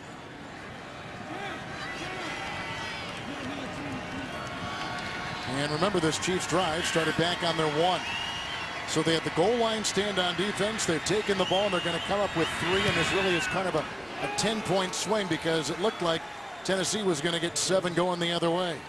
And the Titans had been one of those teams, one of a handful of teams that have scored on every red zone possession so far this year, and they come away goose egg after sitting right there at the goal line, inside the 1 yard line, and couldn't come away with any points. Well, next Sunday is an NFL Today road trip. Boomer Esiason, Bill Cowher, and Shannon Sharp will be leaving the studio, entering the announce booth as analysts covering one of the teams that they used to play for, while James Brown and Dan Marino will man the controls in New York. The guys at the road next Sunday for the NFL Today road trip right here on CBS, and you and I will be with Boomer Esiason in Buffalo. I get to join my former quarterback, Boomer Esiason, covering my former team in Cincinnati as we head to Buffalo. That'll be a fun game. It'll be a lot of fun, and we'll see how both teams are able to prepare. But, you know, Boomer's going to have a lot of fun dissecting what's going on with Andy Dalton and A.J. Green. Should be a blast. He does on Monday nights, too. I'll see him tomorrow night in Atlanta. 10 plays and a field goal for the Chiefs. Avery had the 41-yard reception, 24-yard pass to McGrath, who continues to be a very solid part of this Kansas City offense at the tight end. And then Charles had a catch and run of 8, catch of 9. The ensuing kickoff after the 24-yard field goal. Reynard will leave it in the end zone. So with 2 timeouts and 9 seconds remaining, it'll be 1st and 10 for Tennessee at the 20. But they do get a little bit of hope on the heels of that last drive, which Fitzpatrick engineered all the way to a goal-and-goal situation. Started to make some plays against a blitzing, ravenous defense for the Kansas City Chiefs. The fact that Fitzpatrick was able to make some plays, maybe it'll force the Chiefs to take the foot off the pedal a little bit and create some room. It all started, I thought, with the run by Jackie Battle. His ability to get to the second level in the running game, open things up, throwing the football. Battle had the 36-yard run. That was huge. And we go to halftime for the undefeated Kansas City Chiefs on top 13-0 over Tennessee. We'll be back with the Verizon Halftime Report after this message and a word from your local station. You're watching the NFL on CBS. 2 first-place teams battling here this afternoon. Unbeaten Kansas City shutting out the Titans 13-0. Diet Pepsi encourages fans to bid on pink gear to benefit the NFL's A Crucial Catch campaign. Show you're a fan enough by visiting NFL.com/auction to bid for pink. There is a lot of pink. I'm wearing pink. You got a little bit of pink. Yeah, I got the ribbon. I'm supporting. Very supportive. Got this free NFL tie. First half thoughts. Well, I really think it's about the way that Alex Smith is able to manage his offense, and they're able to move the ball. He's got 13 completions to 7 different receivers, so he's spreading it around against a very tough and feisty Tennessee Titans defense. And then for Kansas City, you know, Alex Smith is using his defense to really just manage the game. This Chiefs defense has forced 5 3-and-outs by the Titans offense. They're punting the ball. They're not able to do much. And right now, Kansas City really controlling the line of scrimmage on both sides of the ball. The Chiefs did win the opening flip of the coin. They did receive right off the bat, and so they'll be kicking off to begin the second half here. Look at Mike Munchak, who gives such a commanding presence. Bruce Matthews is one of his offensive assistants. We got 2 Hall of Famers on one staff. Jerry Gray is one of the great players to play in this game. You're talking about a deep and talented coaching staff here in Tennessee. And I think the halftime adjustments is going to be keep hammering away at the running game. You saw Jackie Battle was able to scamper loose. That's when they did get something going. Got all the way inside the 1-yard line, came away with nothing. But when they're able to run the ball, I think it'll open up some things at the second level in the passing game for Ryan Fitzpatrick. Then turnovers both ways, and here we go. The second half is underway. Reynard gets under this one, and he'll bring it out 9 yards deep. And he was hit hard by Hussein Abdullah from Washington State. 26-yard return. And going back over the first half, some of the key plays. Well, we talk about the muff punt early in the ball game. Reynard was back to receive it. Damian Williams, the ball hits him, and then it kicks all the way back. Marcus Cooper able to recover for a touchdown for the Chiefs. And look at the Chiefs defense just slamming the door shut right at the 1-yard line. Jackie Battle going for it on 4th and goal. The Titans come away with nothing after moving the ball finally, at least on 1 possession in the first half, but they don't get anything for it. And let's see if there's any carryover here to the second half. 1st and 10 for Ryan Fitzpatrick, taking the place of the injured Jake Locker. A tackle made by Justin Houston after a gain of 4 by Chris Johnson. to the 22. You know, the Titans went out and spent a lot of money to revamp their offensive line, and look what they get for it in the first half. 5 punts. They lose the ball on downs, as we showed you. 4th and goal. They couldn't get anything out of the 10-play drive, and then they had to take a knee just before halftime. But this offensive line's got to start getting some movement to create some room to run the football. DeVito, who was injured in the first half, is back in the game. Hali can't bring down Fitzpatrick. It's a foot race with Smith. And look at Ryan Fitzpatrick to the 48-yard line. A terrific run of 26 yards and a first down for Tennessee. One of their best plays of the day. We said that he had a different skill set than Jake Locker, and Locker's known to be much more nimble in terms of running the football from the quarterback position. But look at Fitzpatrick, showing that he's no slouch when he decides to tuck it and go. Drafted by St. Louis in the 7th round, played at Cincinnati, 4 years in Buffalo, the last 3 years as a starter. 1st and 10, Chris Johnson. Bouncing. Derek Johnson can't get him, and once again, another tackle by Justin Houston, a loss of 4. Back to the 43. Well, these linebackers are so good. Oof. Justin Houston, Derek Johnson. Look at them. They're able to come, and here's Tamba Hali there, and then look at Houston. What is the containment of the football, not allowing Chris Johnson to get outside? Look, see, Hali stays outside, and then there's Derek Johnson getting penetration, then Houston clamping in. So if you can keep him contained in the pocket, you do a much better job of neutralizing the speed of Chris Johnson. Ready? Take it. 2nd down and 14. And a low sliding Delaney Walker catch with Demps right there at the 49. And a pickup of 8 yards on the play. And he's going to create a favorable 3rd down situation. At least it's not of the 3rd and very long variety for Mike Munchak. That's what they have to do. I think they've got to do a better job of manufacturing yards on 1st and 2nd down so that they avoid these 3rd and long situations where the Kansas City Chiefs defense is just superior.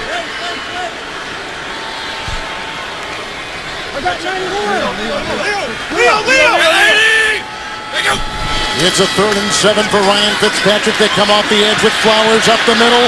Grabbed by Bailey. Oh, and look at this. Chris Johnson off to the races.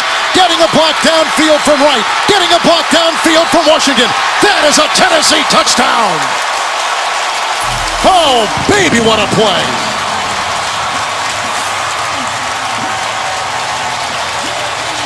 The mechanics of that were phenomenal. I don't know what the mechanics were. It's just ad-lib and make it up as you go for Ryan Fitzpatrick. Mike Munchak said, that's not what we drew up, but we'll take it. Look at the pressure. They have him contained. Just as they're about to sack him, he flips it over to Chris Johnson, who had missed his block, got up off the ground, and now it's just about the open field running and the talent and speed of Chris Johnson at the 2nd level. Picks up a block there on Dante Robinson. Once they seal that block, he's able to go in for a touchdown. Incredible and very improbable play. 49-yard touchdown pass. Of course, the pass was about 3 or 4 yards. Here's the Barones extra point, making it 13-7. Chris Johnson with the catch and run. 5 plays, 82 yards, just under 3 minutes. And Johnson to the house. 3-time Pro Bowler Chris Johnson got that little pitch. It was officially a forward pass. It is a 49-yard touchdown pass. Johnson's first touchdown of the season. I think that's the first time we've seen him in the open field where he can do his thing. And you can see the talent. Still has that speed, still have that open field running ability that's made him a special player in our league. Quentin Demps, the number 2 kickoff return man in the NFL, is back and ready to get this kickoff from Barones, stepping on the chalk to the 20, 1st down and 10. With a look at Alex Smith, who picked up a little bit of his offensive momentum toward the end of the first half. Well, it's been tough sledding for this Chiefs offense. They've had some early penalties. You know, the 8-play, 80-yard drive on that first possession. Penalties is what derailed that drive, and then they had the 3 punts, but then they kind of got it going. They had the field goal and fumbled in a punt, but there's been moments where they've been able to make some plays, both running and throwing the football, but it has not come easy. Avery has got a bad shoulder, may not return. Hall is wide to the bottom of your screen. It is a 1st and 10.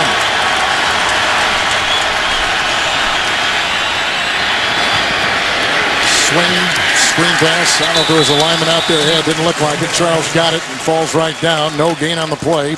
He'll stay at the 20. On that play, Jamal Charles sort of got caught in the traffic. It was tough to even try to clear it to get himself free where he could catch the pass. Now we see Alex Smith going into managing the offense, getting a look at the defense, and getting them into the right play. It's second down and 10.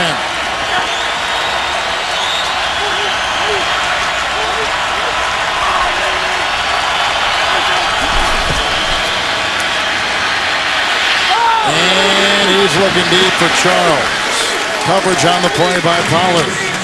Third down and 10. Well, you get the sense that Alex Smith could have cut that one loose maybe a little sooner, as Charles had a step on him, but the defense did a really good job of cutting it off. They really put Charles in a lot of different positions, don't they? They move him around a lot. We talked about how they create ways to get players open. He's one of the guys. Their leading rusher, leading receiver. He loves the workload. He said, I feel like I'm a quarterback in this offense because he's got the ball in his hands so often. It's third down and 10.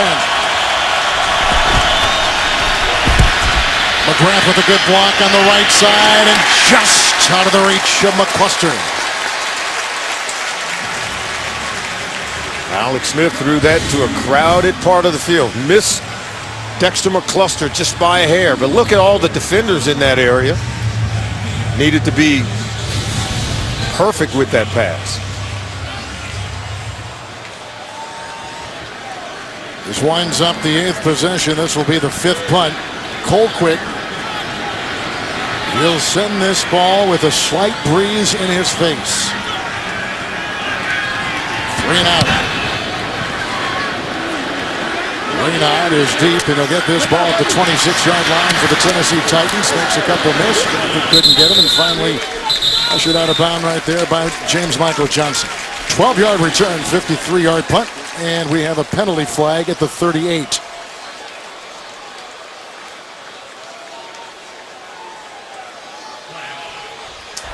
During the kick, holding, receiving team number 51, 10-yard penalty. There is no 51. All right, the Titan offense back out there after the 49-yard catch and run by Chris Johnson the last time. Well, they changed the penalty, and they put the penalty on the Chiefs, so they've marked it now to the 40-yard line, and it was declined by the Tennessee Titans. The last drive, a good one, beginning with the quarterback rushing himself for 26. Ryan Fitzpatrick got something going. They talked about it at halftime. They needed a spark, and boy, did he spark them with his legs, and then improvisation on the flip pass over to Chris Johnson. Then the open field running after picking up some blocking right there to get Johnson into the end zone to get the Titans on the board for the first time in the game. Fitzpatrick has hit 6 of his last 7 after beginning the game 1 of 9. And flushed again right here. Here he goes. Looking close to a first down. Derek Johnson was the one to push it. 9-yard gain to the 49-yard line. Now as the Titans kind of get things going on offense, you see Ryan Fitzpatrick, as you mentioned, getting hot, throwing the ball, and his improvisation skills went between running and passing the football. Got to be careful not to turn it over. Remember, he talked about playing within himself when we talked to him on Friday, Kevin. Try to protect the football and still be productive on offense. Former Ivy League Offensive Player of the Year, second down and 1. Johnson is devoured. Wow. How'd you like to hit that line and see 92 right in front of your face, a gain of a yard? They do get the first down on the progress, even though Poe looked like he plugged that gap pretty well. Yeah, watch 92. Watch Poe. Look, penetration, then swallowing up ball carriers. He just can't get leverage to make the tackle because he has Johnson up so high, and give Chris Johnson a lot of credit to keep fighting forward for the first down. First and 10.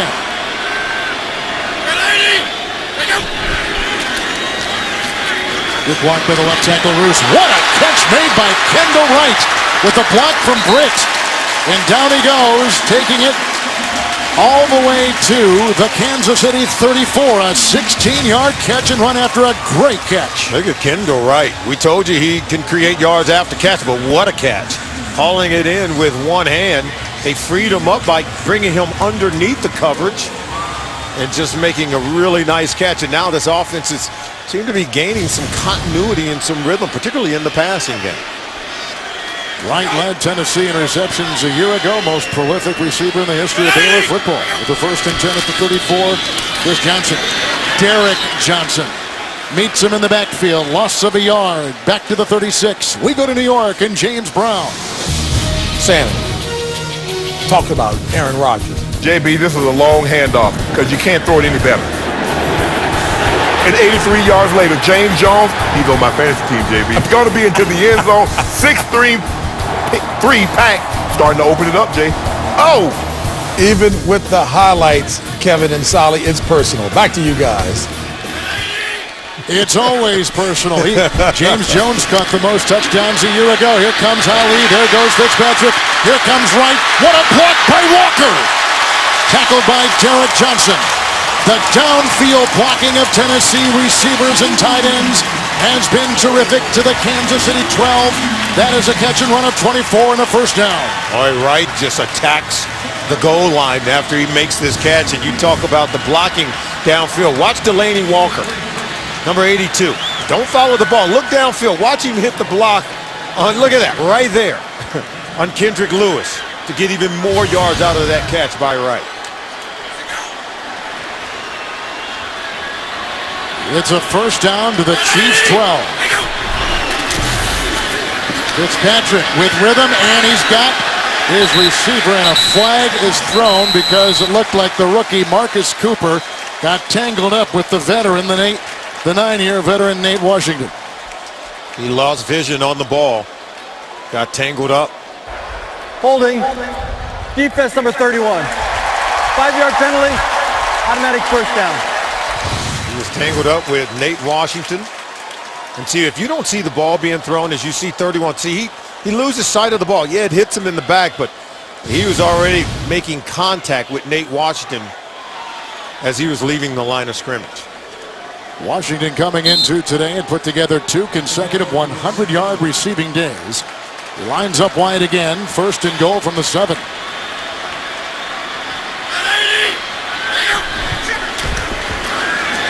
To the end zone.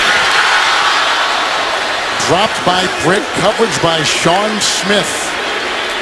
Britt is struggling. Boy, and I he know is, he's got the ribs, but this one is right in the breadbasket. He should have had it, you're right. The back shoulder throw, well thrown by Ryan Fitzpatrick. Well timed. Look at this ball. Look, right in the gut. All you got to do is hold on to it. And I know Sean Smith is contesting, but you know that's what receivers are paid to do, catch the football. 3 drop passes by the Titans this afternoon. 2nd down and goal from the 7.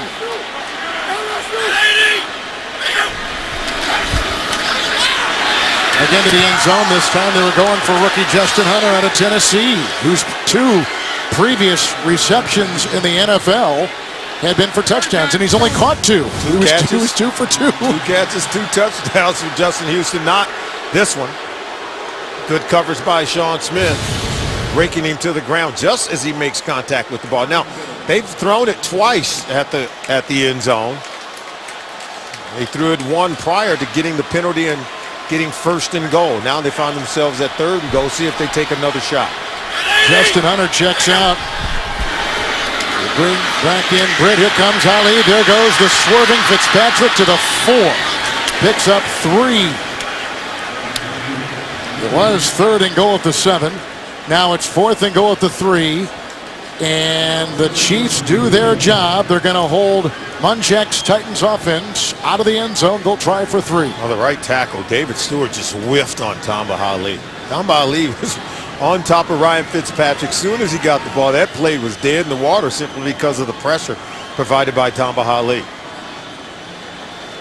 Ron Baronis, the 3rd most accurate field goal kicker in the history of the NFL.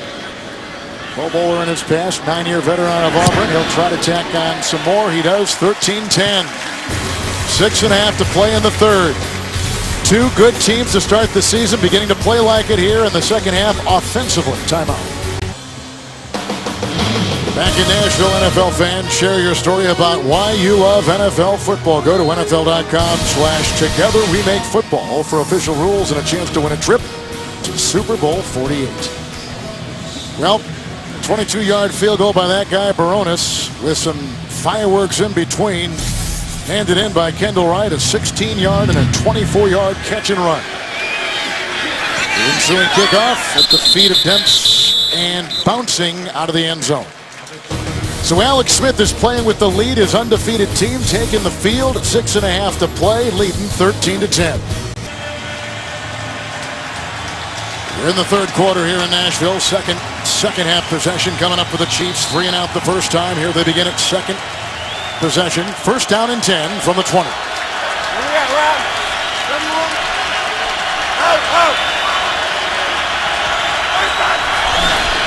Avery back in for the first time. This is Charles.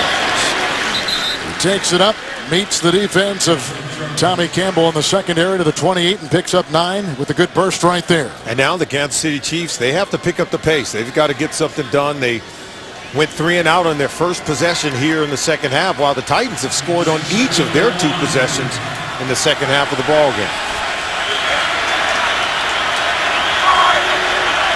Second down and 1. Here comes Tua. That goes off to Bo. He is brought down on the play by Pollard. A catch and run of 11, a first down to the Kansas City 40. Give Dwayne Bowe credit for sticking with us. This is on his back shoulder. He hauls it in. And if Pollard is closer, look, he's going to be able to rob that ball and take it off his arm and run in for a touchdown. See, if he's closer in coverage right there, defensively, you could steal that one away, but Bowe stays with it, hauls it in, creates yards after the catch, and a first down. Bowe has caught 2 passes today. First and 10 from the 40. Charles rams his way into Albert. Nothing there. Hit by a host of players and just kind of bounced off his own guys. I guess touched by George Wilson going down. Mentioned Alex Smith got off to a great start in this ball game, but in the second half, Ryan Fitzpatrick has picked it up, had the 49-yard touchdown flip over to Chris Johnson. He runs it in. He's got his team on the scoreboard in 2 possessions in the second half.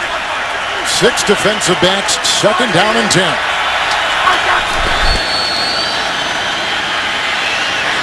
Oh, it's picked off. Picked off by Pollard, who intercepts it off his old team. On a deflected ball, it looked like, and Pollard is down. I think just maybe the wind knocked out of him. Smith threw a couple of picks last week and throws a pick right here. Kansas City's second turnover today. This one just gets away from Smith. Look, he throws it way too high. No, he's trying to clear the line of scrimmage, doesn't want the ball to get tipped, but that ball sails right over the head of Jamal Charles. And if Charles doesn't make the tackle, Pollard's going to run it in for a touchdown. But I'm not going to come up with any kind of excuses, but just as he was getting that ball to throw, the rain has fallen very hard. The skies have opened up.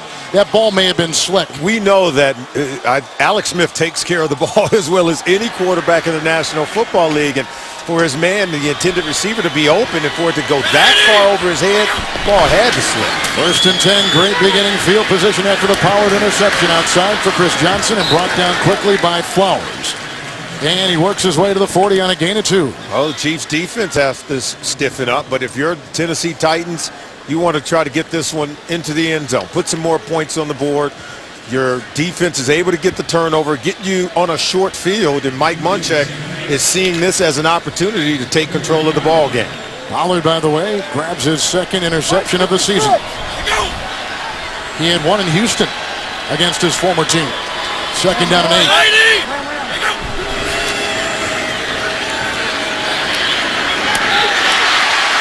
Down the play, 32-yard line. Connection to Nate Washington. It's close to a first down, hit by a couple of Chiefs on the play, including Cooper, and they'll put him at the 32. Oh, this offense, they're doing a much better job, Kevin, of protecting Ryan Fitzpatrick. Keeping the pocket clean where he has vision down the field. Nate Washington, I thought that these receivers could win some one-on-one battles against this Chiefs secondary only if the protection held up, and it did on that play. It sure did. And if it doesn't, he's elusive. That's right. He's proven that he can get out of the pocket. First and 10. Roos the block at the left tackle. And there goes a flag. They're looking for Walker. There was coverage on the play from both Demps and by Kendrick Lewis. They were hand fighting for that one. There was some hand-to-hand combat. I think with Demps' back turned to the quarterback, they're going to call the defensive back. Prior to the pass, holding, defense number 35. 5-yard penalty, automatic first down. See, I thought Demps had really good position on the intended receiver, but his back is turned to the quarterback. He's never playing the ball in the air, and he's beyond that 5-yard boundary area where you can make contact with the receiver while he's running his route. Sooner or later, you got to let him go and play coverage with your feet and not your hands. Chiefs have 7 penalties so far today. Andy Reid had concerns about his corners. This is the situation he did not want to see his defense in. You can see the total yards here in the second half where the Titans are getting warmed up. Ready? We go. Into 6 defensive backs. There's Berry jumping on the back of the receiver. Got that was Chris Johnson, the running back, to the 27, 26-yard line. Does it look like maybe they have unlocked a few things here for Fitzpatrick? More freedom, perhaps, using, I think he used the term gunslinger back in the first half. He is that gunslinger, but I think where things have opened up, his ability to get out of the pocket and break down the defense. And I think once you scramble a few times, that slows down this pass rush. It helps your offensive line, and now he's finding a little bit more time to throw the football. Ready? We go. Johnson on 2nd down and 9. Nothing doing up the middle. And a stop right there by Bailey. A gain of a yard. Or make it Catapano. Excuse me. Mike Catapano, who is a rookie out of Princeton. 7th-round pick. Watch him hand this ball off to Johnson. Fitzpatrick making sure that the runner, Chris Johnson, has the ball. That's just riding the tailback and making sure that he secures the football. 3rd and 8 against the number 2 third down defense in the NFL of the Chiefs. 3rd and 8, and they need the 17.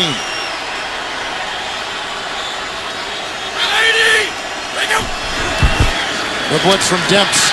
Houston is on the move, almost picked off. Boy, I tell you, he's had about 3 of them, and there goes a flag. 3 of them in the grasp of Eric Berry. Incomplete. This one I just think is really good coverage by Berry. I know they're going to call him from holding Delanie Walker, but he was in the underneath coverage. He turns around, makes a play on the ball. I want to see where this is pass interference.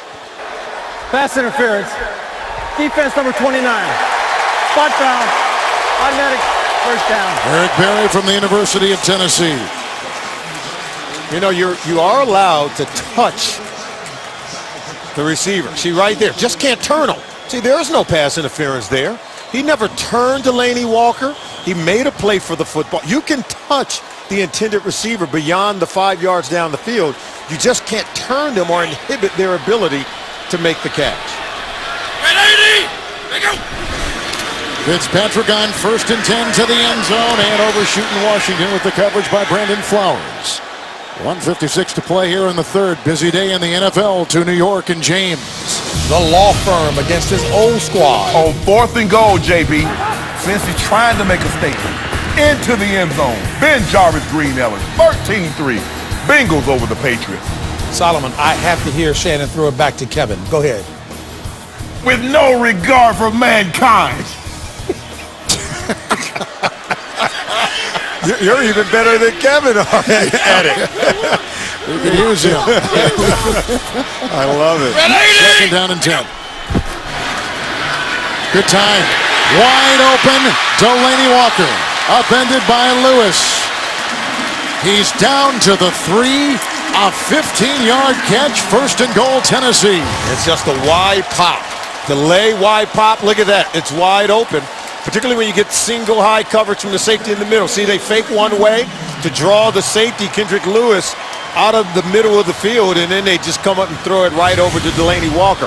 Had he been able to keep his balance, he really should have scored on the play had he taken his time. This is the 3rd goal-to-go possession.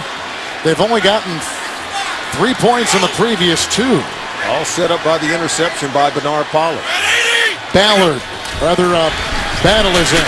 And he takes it and crawls and can't find a whole lot there. Look like Jordan and Jackson combined to make the stop. It's a gain of a yard down to the 2. But just think of that, 2 goal-to-go situations so far in this game. Only 3 points to show for it. This is their 3rd. Yeah, they've got to be able to take advantage of these red zone possessions. They came into today's game having scored on every single one of their red zone possessions. Well, they've been very good in these goal-to-go situations. 3 tight ends in battle.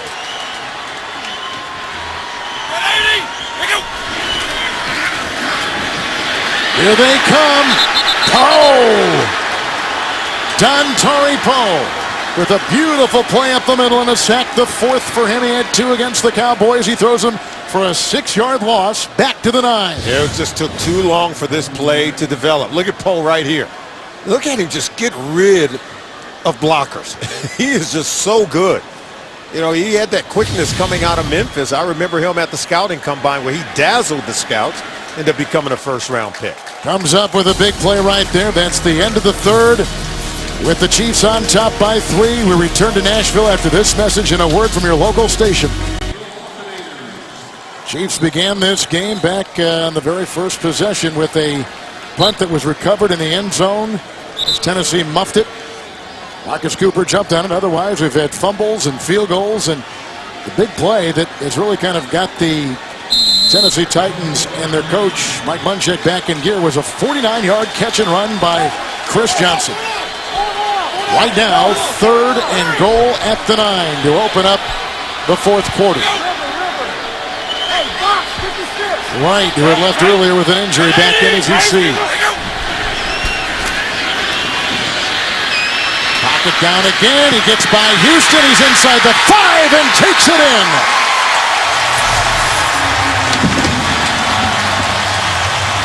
Nine-yard touchdown run by Ryan Fitzpatrick in what was the longest 3rd down conversion allowed by the Chiefs defense so far this young season. Oh, it's just a gutsy performance by Ryan Fitzpatrick today. And we thought they were giving up something, having him replace Jake Locker, who's known more for his ability to run the ball, but it's been Fitzpatrick making more plays with his legs today than he has with his arm, running in for the touchdown as the Titans take the lead to start the 4th quarter. Sensational. Now the extra point by Rob Baronis.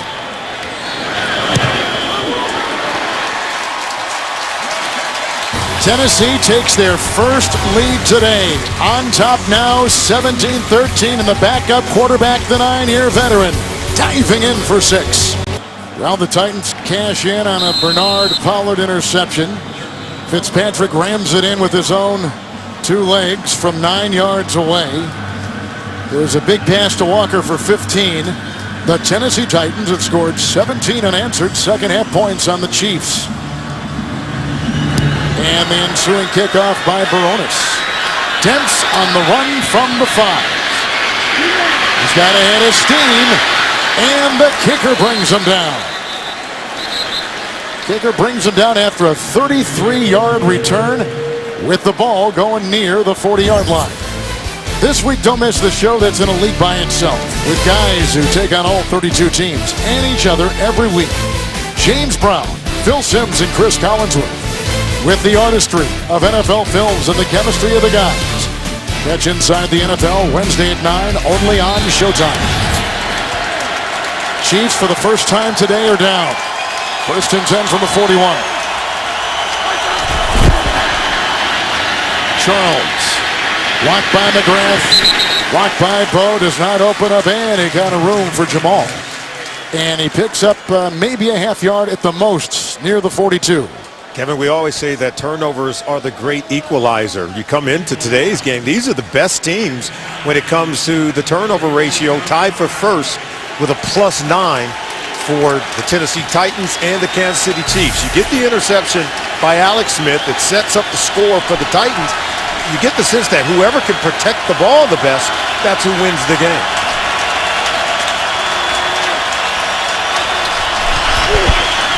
On 2nd down and 9, Jamal Charles, good block by Poe. That opens up room. Close, in fact, he got the first down. As good receiver blocking for him opens up a gain of 10 to the 48. Watch Stevenson, 79. He gets out in front of it. He's getting blocks down the football field. They just do a really good job of creating a convoy for Jamaal Charles, and you see his nifty footwork to get to the second level. You see his numbers there on the top, 13 carries and 69 yards, 1st and 10 from the 48. Smith, deflected. Deflected by Bernard Pollard, who had the interception the last time he was out there on defense. And we take you to New York and James. Shannon, did you have Ray Rice? I say he was the guy you should be put on your fantasy team if you could. 3-yard touchdown run, his second of the day. Ravens are out in front, 23-13 over the Dolphins. 12:06 left in regulation, Kevin and Solly. That's a good one. They're finally going to run the ball this week after running it only 7 times last week against the Buffalo Bills in that loss. And you can see Baltimore's had success in Miami. 2nd down and 10. So Tua is chasing Charles, and then they fall on each other with Campbell over there making the stop, and that's a gain of 4. The line running to the 44-yard line of Tennessee. Some physical play at the safety position for these Tennessee Titans. We saw Bernard Pollard. You know he's a thumper. Michael Griffin coming up from the second level, laying licks on Jamaal Charles. These guys are very physical. They play fast and furious in Jerry Gray's defense. Smith breaks huddle. He'll see 6 defensive backs. 3rd and 6. They need the 38. The Chiefs have missed their last 5 third down conversions. Look out! Cam Wembley got him. Incomplete pass. Cam Wembley coming off the edge, rushing hard, and the Chiefs have got to punt the ball. Just great coverage on the back end. This is what we call a coverage sack. He wanted to go to McGrath over to his right, but Michael Griffin has great coverage. Cam Wembley detaches from Stevenson. Look at right here. See, that's the coverage right there. That's where he wanted to go, but he had to pull it down. And then Wembley's able to beat Stevenson to get pressure on the quarterback. Colquitt great at getting this inside the 20. Reynaud is back, former Viking, and oh my goodness. And that flutters out of bounds at about the 30. Let's see. You know, they've had some special teams issues. They had a partial block last week that the Giants had on him, and then one was blocked against Jacksonville. This was low from Gafford and just off the side of his foot. Well, they flipped hands. Can you believe Kansas City only has 35 yards of second half offense? And moments ago, we had the 9-yard punt. That's what they calculated it at for Colquitt on the low snap by Gafford. That just went off the side of his foot.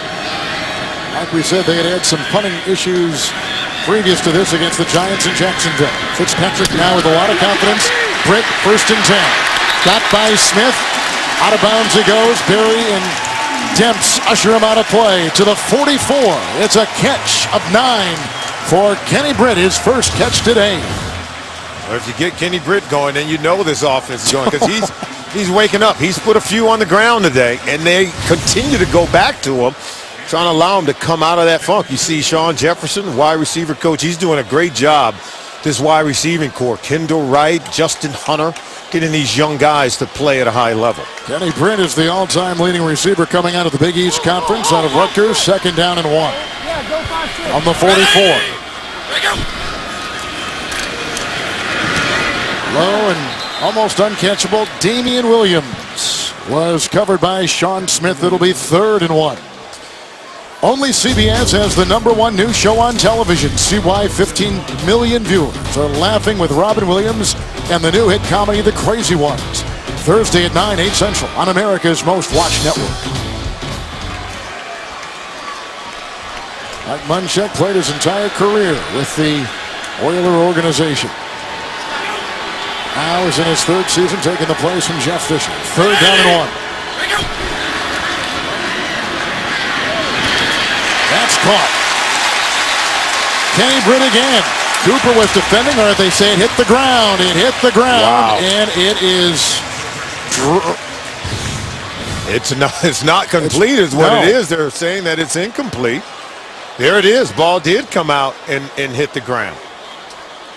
Kenny Britt is really struggling to haul balls in. His and confidence, make Solomon. the catch.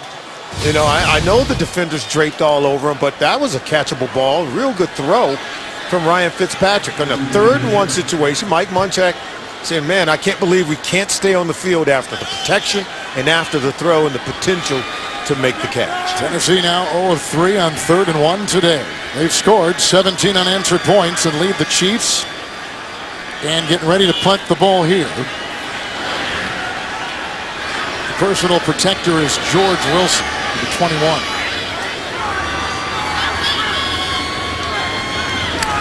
McCluster back at the 10. And here he goes. Dexter McCluster. Ooh, big time hit right there by Jackie Battle. It was on the chalk and a flag thrown. That's going to give new life to Kansas City because they're going to have really good field position as a result of the penalty. I couldn't tell if it was 22 or 42. It happened so fast. I got to And tell it was you, Jackie Battle. I got to tell you though, he was still in bounds at the time he was hit. He wasn't so far out of bounds. That's, in my mind, it's not an illegal hit. McCluster could have saved himself and gotten out of bounds. He's still in bounds when he takes that shot. This is football, last I checked. There is no foul for hitting a player out of bounds. The contact started while the player was inbounds. There you go. Timeout. Yeah, last I checked, you can hit the man as long as he's in bounds. Boy, would you be fined if you played today. Timeout. What's your read on this Kansas City defense in the second half? Oh, they're not getting any momentum. They're not able to run the football here in the second half. And, you know, Alex Smith, it was raining. It's now stopped, but he's had a ball slip out of his hand, resulting in an interception. Smith is only one of his last 6. A little bit of time here, a little bit underthrown to McGrath. Did he scoop it up? Looked like he did. No, incomplete. Waved off by the guy on the other side of the field at the 36-yard line. But the defense of the Titans has been good. Give a lot of credit to this Titans defense because they're getting after Alex Smith now, starting to touch him up a little bit. Overthrow there, ball off the hands of his intended receiver, and you see the pressure on the quarterback. The key for this Titans defense is they're not allowing anything on 1st or 2nd down for Alex Smith, forcing him into 3rd and long situations. O.J. Jenkins, one of the 3 receivers into the nickel, 2nd and 10. Smith. And caught by Bowen. There he goes. Did he step out of bounds? He did at the 49. He stepped out of bounds at and it was just that close. Well, I gotta tell you, that's a risky play by the defensive back coming in. You've got to make this play, and it's just a good throw. He drove this one, did Alex Smith, right in the breadbasket. Michael Griffin, you've got to be able to make that play. And it looks like Bo just barely touched the chalk, if he did at all. And Michael Griffin, that was a risky play. If you go for the ball there, you've got to get the receiver out of bounds. Now just 4 defensive backs on 1st and 10. Charles making his way to the 47. Not a whole lot there, brought down by Patoa Tua. It's a gain of 2. The ability for Andy Reid and his quarterback to stay ahead of schedule and get some kind of gain on 1st down. And as you see, it's 2nd and 8. Now that leaves you the option, maybe pick up 4 or 5 and leave yourself a 3rd and manageable. When they can create plays on 1st down, that's when the drive tends to go well for Kansas City.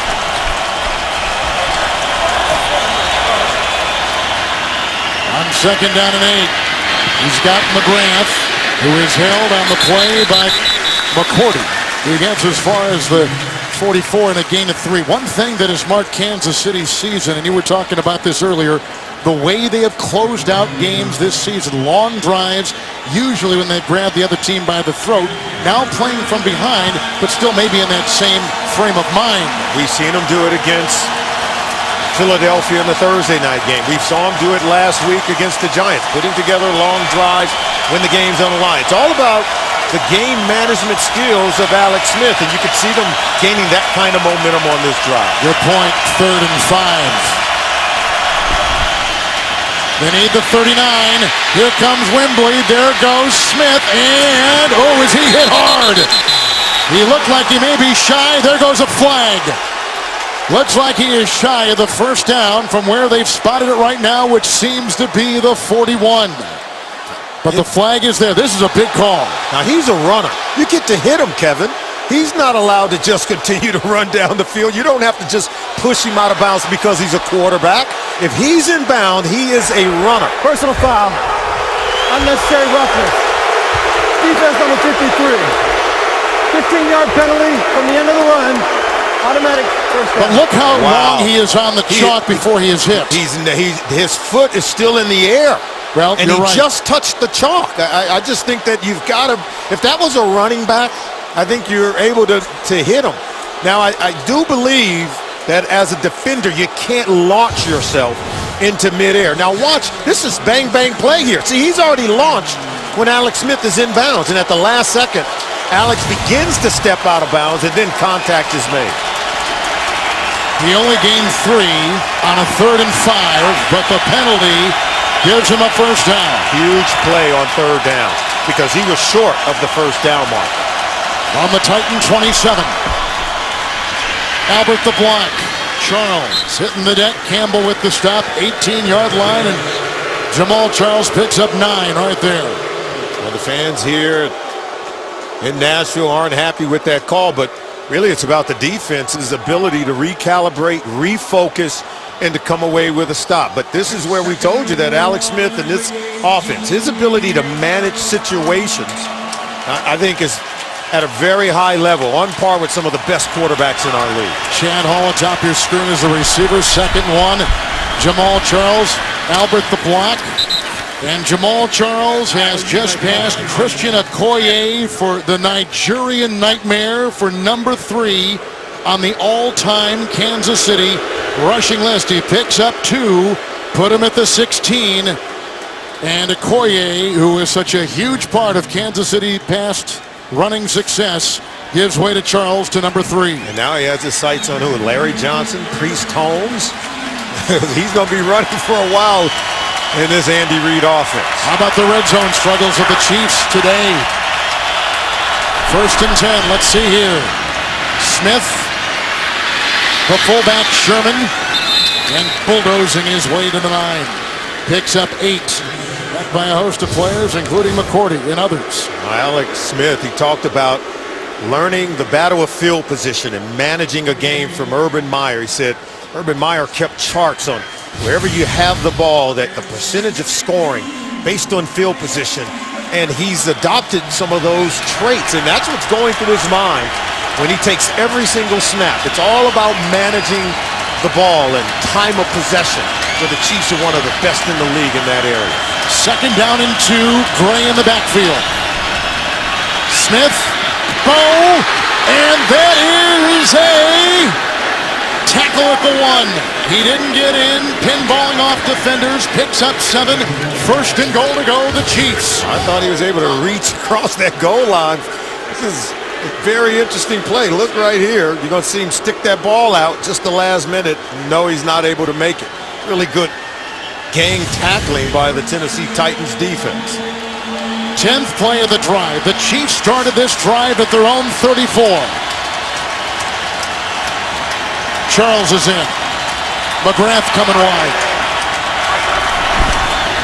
Smith, incomplete. Bow, and a flag. And the coverage on the play by George Wilson. I don't know that you can play it any better than that if you're George Wilson. He's draped all over Bow, but he can't let Bow push him off. He's trying to knife under. This is some tight officiating. Can't breathe on the receivers, and you can't touch a quarterback. Pass interference. Spoken. Defense number 21. Half it into the goal. Automatic first down. You be the judge. Is this pass interference? Now, he's within that 5-yard boundary, but see, he's holding on. And I think that's a good call by the official because he had jersey. Now, remember, within 5 yards of the line of scrimmage, you can have your hand on the receiver. You can mug him if you want, but you just can't grab him and keep him from trying to catch the ball when you're not trying to go for the ball yourself. 1st and goal.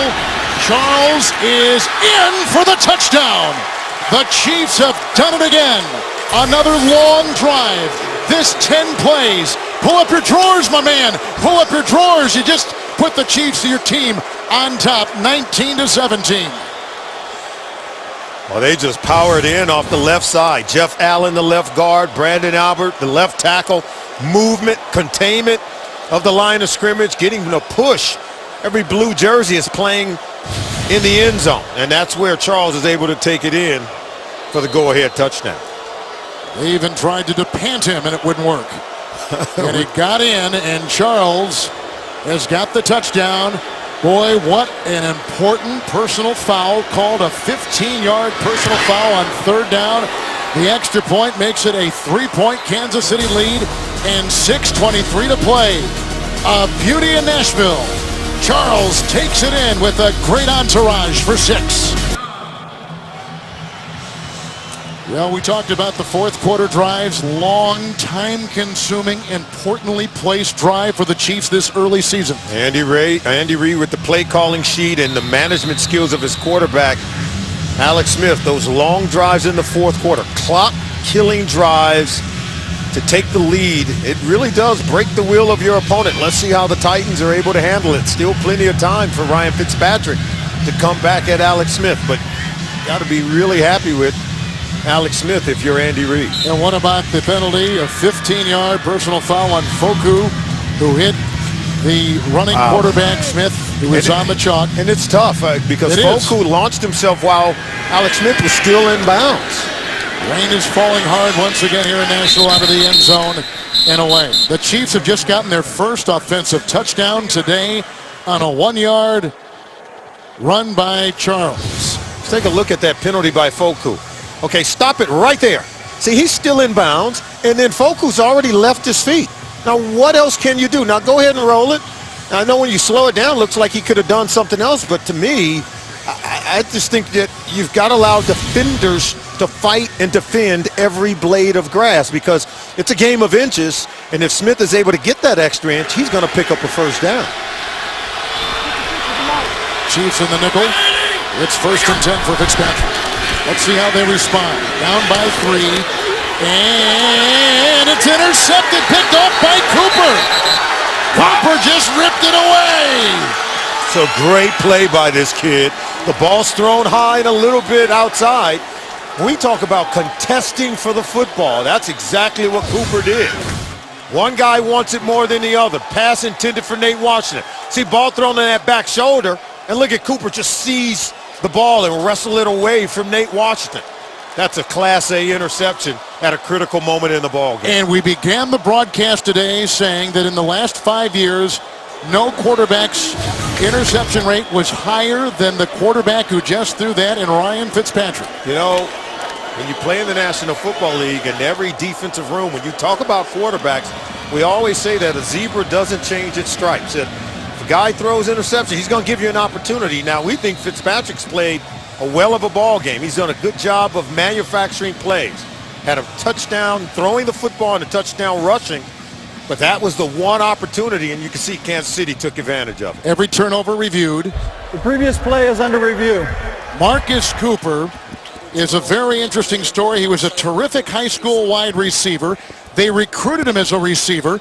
They changed him to a quarterback late in his Rutgers career. Drafted by San Francisco in the 7th, cut and reeled in by the Chiefs. After reviewing the play, the ruling on the field is confirmed. Kansas City's ball, first down. Cooper gets it. He's a work in progress. Had a good game last week against the Giants with a couple of deflected passes. Well, this is just a great play. He wrestles the ball away from Nate Washington. And, you know, this Kansas City Chiefs team, they get turnovers. 14 takeaways so far this season. That being the 14th, 10 of them have come in the opponent's territory. This is Jamal Charles getting the clock downfield from Sherman, and Griffin finally brings him down. The run to the 17. Picks up 15 as we pick up New York and James Brown. Indianapolis Colts. Yes, JB, down with Donald Brown. 3-yard TD run. Brings them within, 2-point conversion to make it a 3-point ball game. Andrew Luck, Reggie Wayne, the commissioner, into the end zone. 31-28, Colts on top. 6:38 left in regulation. Kevin and Solid. Big game right there. Seattle is one of the best in the NFL. Thank you, James. 1st and 10 from the 17, Charles. And swerving his way to the 10. Brought down on the play by Akeem Ayers. It is a gain of 7 for Jamal Charles, who on the ground this afternoon has rushed for just under 100 yards. Not quite ready to start using those timeouts, but if you're Tennessee, you got to go ahead and get a stop here. I think once you get inside 4 minutes, then you're going to go ahead and try to preserve some of the time on the clock. But they're in need of a big-time stop. They cannot allow this team to get one more first down. He is over 100, as you saw. 101 now for Jamal Charles. Second down 3 from the Tennessee 10. Charles again. Maybe the 9. Zach Brown is right there. Tennessee had come back so well and scored the 17 unanswered and looked like they had captured the emotion and certainly the momentum of the game. But turnovers, as we said, are the great equalizer. As soon as you start turning the ball over, it really does limit your opportunities. Mike Munchak talked about it. He says that he told Ryan Fitzpatrick, you don't have to do it all by yourself. Know that you have a good defense. Know that you have other playmakers on this football team. And I don't think that he was trying to do too much on that throw. It was just a hair behind Nate Washington. And give Cooper credit for just making a great play on the football. This a pretty important 3rd and 3. Yes. You've got plenty of time left in the game. You're only down by 3. And the Titans are geared up for what they hope is a big defensive play. The Chiefs have missed their last 6 third downs. 3rd and 3. And for the Chiefs offense, this could be a game-defining 3rd down.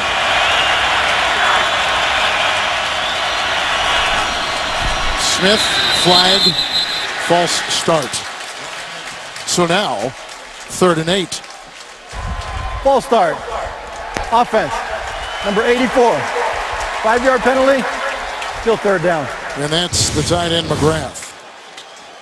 There he is right here. But look at Bo. I think Bo is the guy that actually moves. Watch and see. Yeah, see, it was Bo.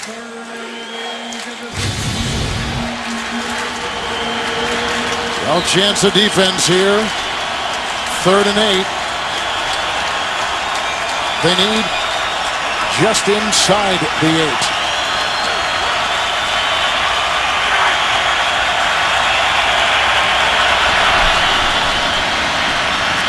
Batted down. What a great defensive play by LeVar Edwards. He is a rookie. He's a part-time player, a part-time starter at LSU, a 5th-round pick.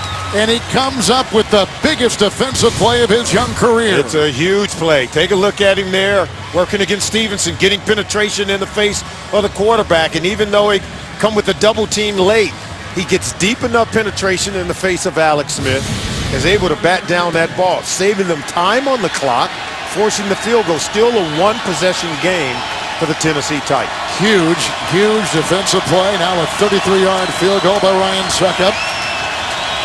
The rain is hardly falling. There is a breeze at his back, and now it's 23-17. With 4:10 to play, and the Titans with all 3 of their timeouts remaining. That's why it was a critical stop right there. We said they couldn't allow the Chiefs to get another first down because they saved time on the clock, and they almost get an extra timeout with the 2-minute warning. And so Andy Reid, his defense is going to have to come out and be able to make a play as Alex Smith stands by. Ryan Fitzpatrick gets another shot from Mike Munchak. Look, he's smiling, patting his quarterback on the back and saying, you can do it. You can make us a play. One thing about the Chiefs wrapping that up, then we're going to engross ourselves in what's going to happen here next. But they've had 4 red zone possessions today, only getting a single touchdown, but settling for 3 field goals with the Titan defense holding them out on those 3 occasions. Well, don't miss a new episode of the hit drama Person of Interest. New night, new time. Tuesday at 10, 9 Central only, CBS. So now it's all about number 4 and what he's got up his sleeve. It really is. As we look forward to what you have in this 4-minute offense, you don't have to go hurry up. You can get it done. You have all the timeouts plus the 2-minute warning. And I just think that you've got to get Jackie Battle going, get the run game going, but you've got to take some shots down the field and isolate the secondary and coverage. Reynaud will leave it there. The Chiefs have scored 10 unanswered 4th quarter points after the Titans came back from a 13-0 hole to score 17. Now, let's talk about how the Titans have been able to move the football. It really has been with Ryan Fitzpatrick has tucked it and ran it to break down the defense. Things have opened up at the second level. So the offensive line's got to do their best job protecting, but he can't be afraid to improvise and tuck it and run it because he still have 3 timeouts in his pocket. Well, the nice thing about bringing in a 9-year vet, he's been in this situation many times before. Fitzpatrick on 1st and 10 and going deep, looking for Washington, working on Cooper. Incomplete. 2nd down and 10. Yeah, we said that they had to take some shots down the field. I think when you get the one-on-one opportunities, you got to go for it. Single high safety, allow your receiver on the outside to win those one-on-ones. Fitzpatrick had a long ball for a touchdown last week against the Jets going up top to Nate Washington. Rain falling just a little bit. The Titans worked out with wet footballs Friday practice. And rightfully so. Yes. See if it helps them out. So Fitzpatrick, who has missed his last 4 passes, has a 2nd down and 10. On the money, blocked by Walker, 28-yard line. Good looking play. Protection held up, and I think that's what's key. Protection's got to hold up. Got to try to roll off a few more plays here. I'm not saying you have to hurry up, but you don't have all day either. I'd like to see a little bit better tempo with this Titans offense in the 4-minute offense. He's been here since March, so he is fully embedded in this offense. Yes, he has. He was here for the OTAs, through the mini camps, and all through training camp, so he's got command of the offense. 3rd down and 3. And forces it in there. What a catch by Wright right in front of Flowers. And he gets the ball at the 39. He picks up 12. That is a Tennessee 1st down. Now that impressed me, Fitzpatrick. Look at the protection he's got. He drills this one in there with great authority and velocity. That ball came out for a hair. Flowers had a hand on it, and it just sat right on the lap of Wright. Incredible. Chiefs are playing with 6 in their secondary. It is 1st and 10. All 3 timeouts remaining for the Titans. And he goes long, and it's intercepted by Demps on a pass intended for Damian Williams. There goes Quentin Demps, and that may seal it for the Chiefs. Another interception thrown by Ryan Fitzpatrick. It's Ryan Fitzpatrick trying to make a play. And we said you throw the ball to the outside against single coverage, but this one is thrown just a little bit behind Wright. Flowers makes a play off of it. Again, deflected. It is a game of inches. The great quarterbacks, it's about ball placement. Watch it. It's on the back shoulder. See, that back shoulder allows Flowers to make a play on it, and Demps, you know, you intercept all tips and overthrows, and this is what we're talking about. Demps takes advantage of it, makes a play for the defense. 35-yard return, which puts the ball at the 33-yard line of Tennessee. Not only do they get the ball, but they have it deep in Titan territory. You'll see them run it. They'll load up, and they'll run it to kill clock. 3 timeouts remaining for Tennessee.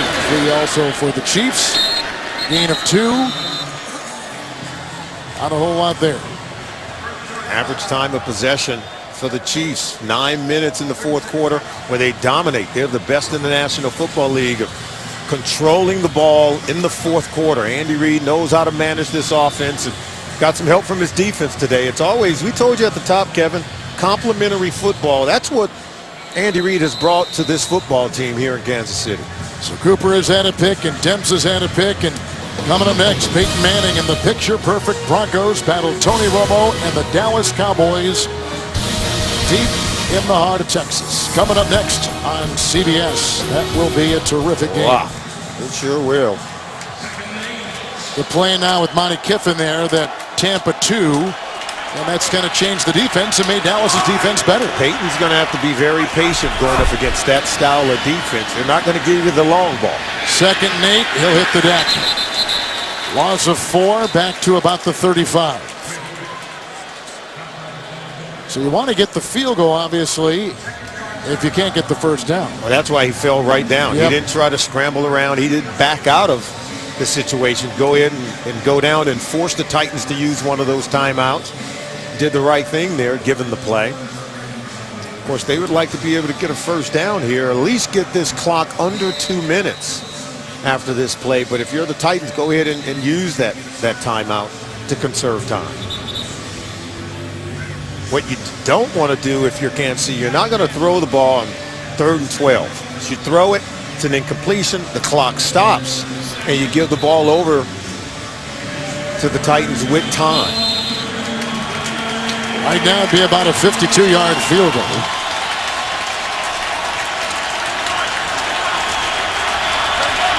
Third down and 12. They need the 23. Goes to Charles. Griffin was there, and LeVar Edwards was there. It's a gain of 5, and they will put the ball at the 30. I like the play call because by running wide, you kill more time off the clock, but yet he stays in bounds. It looked like it was a formation where you could either run it or throw it. They do run the football, so it was a smart play. You could see. And he really wasn't happy with one of his receivers, said, "You got a block for my runner." So what was going to be a 53-yard field goal now becomes a 48-yard field goal for Ryan Succop. Perfect day in not the best of conditions on this natural grass, which is getting slipperier as the game goes on with the rain that has fallen. I will say this, Kevin. If you're Succop, you got to make this. If you miss it, the Titans get the ball with great field position with a timeout plus the 2-minute warning and a chance to put some points on the board. I should say they're out of timeouts, but they'll use the one at the 2-minute warning. He did have one block this year back on week 2. 48-yard try.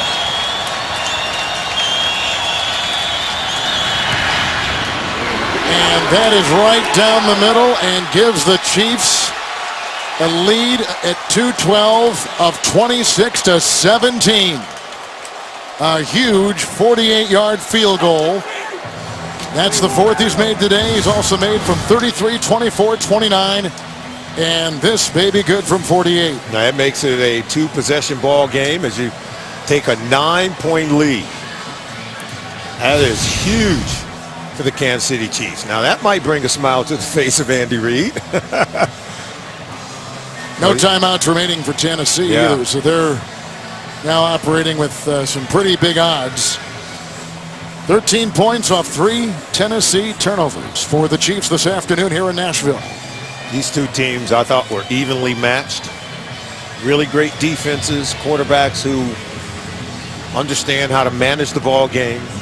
You felt that the team who could protect the ball the best and not turn it over would stand the better chance of winning. And to me, that would favor a quarterback like Alex Smith. Did throw an interception in this game today. We also saw a fumble from Jamal Charles.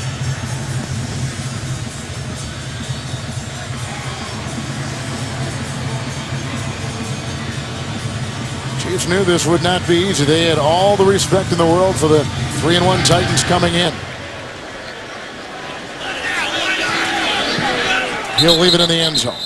Well, the last time the Chiefs began a season 5-0, October 5, 2003. Dick Vermeil was the Chiefs head coach. Trent Green, it's Tony Gonzalez for the touchdown pass. Broncos were up late, 23-17, 4th quarter, when Dante Hall returned a punt 90 yards for the touchdown. Chiefs defeat the Broncos 24-23, the last time they started a season 5-0. With another little interesting twist to this game and what this means. The Chiefs coming in 4-0 this afternoon. Yeah, I think that Chiefs team went 13-3 on the season. It was a very special year. Remember Dante Hall running all over the place on some of those punt returns. Fitzpatrick 1st and 10. And grabbed by Kendall Wright. And then he, in turn, is grabbed by Brandon Flowers at the 31, 12-yard pickup. We're at the 2-minute warning. Tennessee's out of timeouts, and they trail 26-17. So we're back here at the 2-minute warning. Tennessee's out of timeouts. 1st down and 10 yards to go from the 31-yard line. Rain has stopped. 26-17, Andy Reid looking right now in the eyes of a 5-0 start. He's still coaching, too. And he did tell us he's been very demanding but fair on this group. And he said they've bought into everything that he's tried to coach them on since he walked through the door. With the 1st and 10. Underneath, Chris Johnson. Ridden down that time by Derek Johnson, picks up 11 yards on the play, and they'll put him at the 42. He did not get out of bounds. Clock continues to move. They're out of timeouts. First and 10.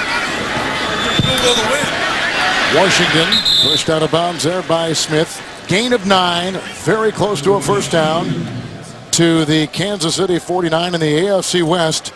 Two unbeaten teams. Coming up next, you're going to see Denver down in Dallas, and the Chiefs with the win will obviously be atop at least for a couple of hours. And how about this? The Chiefs have already beaten Dallas. In fact, they beat every team in the NFC East division. They've yet to play the Washington Redskins, but they've taken care of the other three.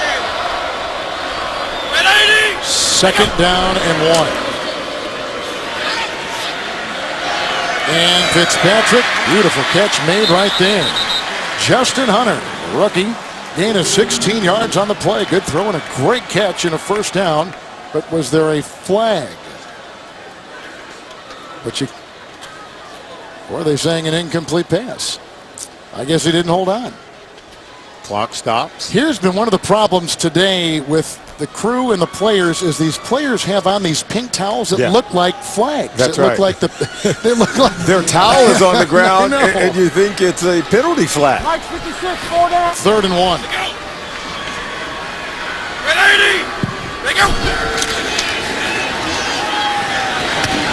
Back down beautifully on the play by Smith.